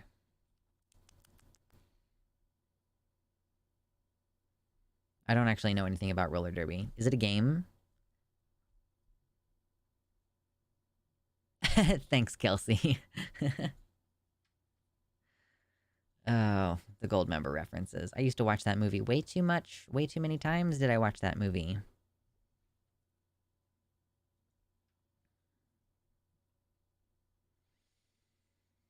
Blech.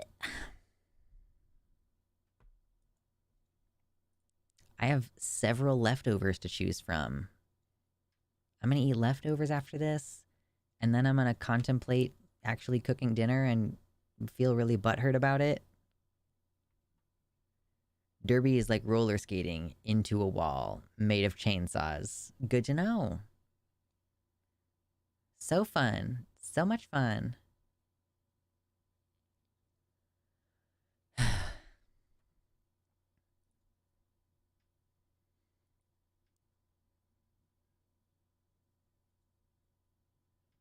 In roller derby, you knock your opponents down. You have to have a sadistic streak. Good to know. We might need to do more dishes before making more rice. I'm trying to get in a habit, and it's been going okay so far recently. I'm trying to get in a habit of cleaning up the dishes either while I'm cooking or very soon after I'm finished eating my dinner. I'm not the best at it. I'm not perfect. I definitely still have my flaws. But it makes it so much easier because then when I'm going and contemplating dinner, then I don't have to clean dishes before dinner. There is nothing that kills my urge to make dinner more than having to do fucking dishes beforehand. It kills. Are Heelys legal attire in roller derby? I need to find... I lost one of my wheels when I moved, so I need to get my wheels together. I haven't gone Heelying in a while. It's so much fun. I'm feeling like a nap. Naps are wonderful. 89 likes. We need 11 more likes to get to 100. I eat off paper plates like a child. I think that's a completely legitimate thing to do. I think if you really are like, I cannot stand the idea of doing dishes, just switch to paper plates until you get your shit feeling better. Until you get like, I cook for people as an excuse to leave the dishes at their house, then they will clean them.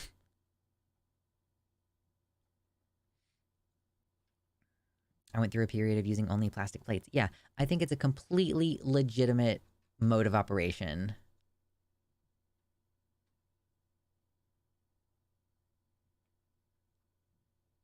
Disposable cutlery. Just every once in a while. But if you're cooking, then the cooking still produces dishes that you need to fix.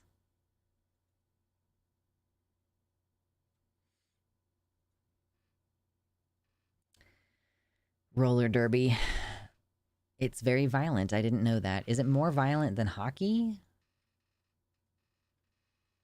Crockpot liners are my hero. Yeah, I just don't actually trust plastic. If you heat up, especially those thin plastics, if you heat them up that much, I do not feel confident that they're not leaching stuff into the food. Not at all.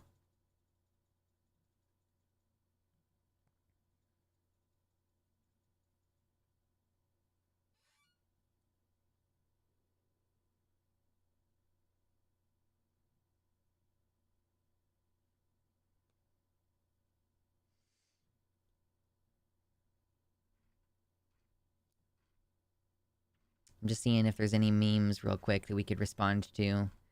Any memes or cute pictures?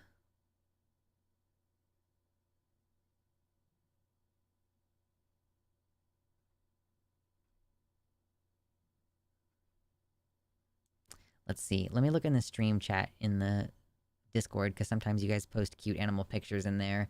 Yeah, this one's from like a week ago, but we're gonna look at it.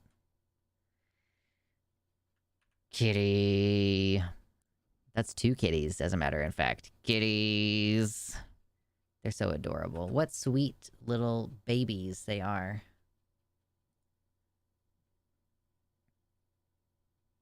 I just put the raw ingredients in my mouth and stick my head in the stove. Listen, I cannot sanction these behaviors.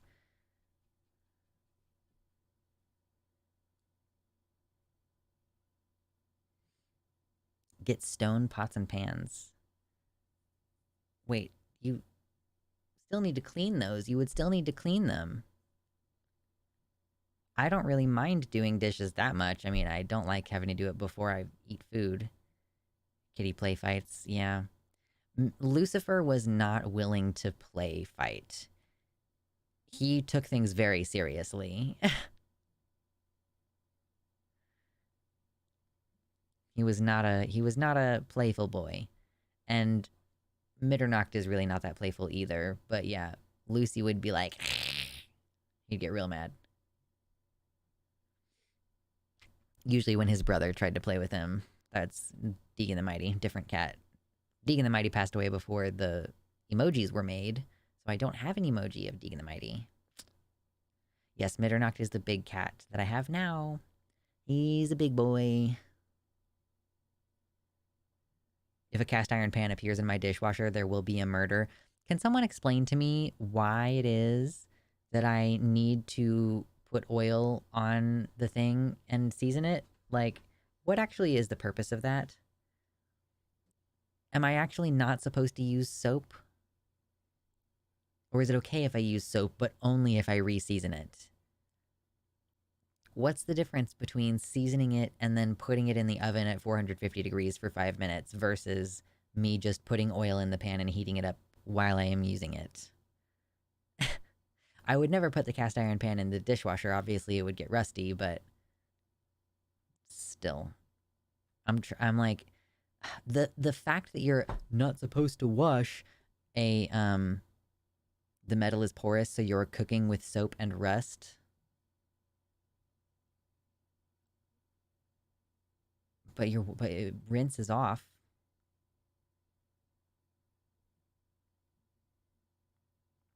So, but what are you supposed to just wash it with like water? How does it get clean? Like where do the germs go? Just hot water and oil. I wash cast iron, but I immediately rinse and re-season. It's been fine. Yeah. They get burnt off. So yeah, so I basically like after I cook dinner, I need to like scrub this thing off without the benefit of soap, put more oil in it, and then put it in the oven for 5 to 10 minutes.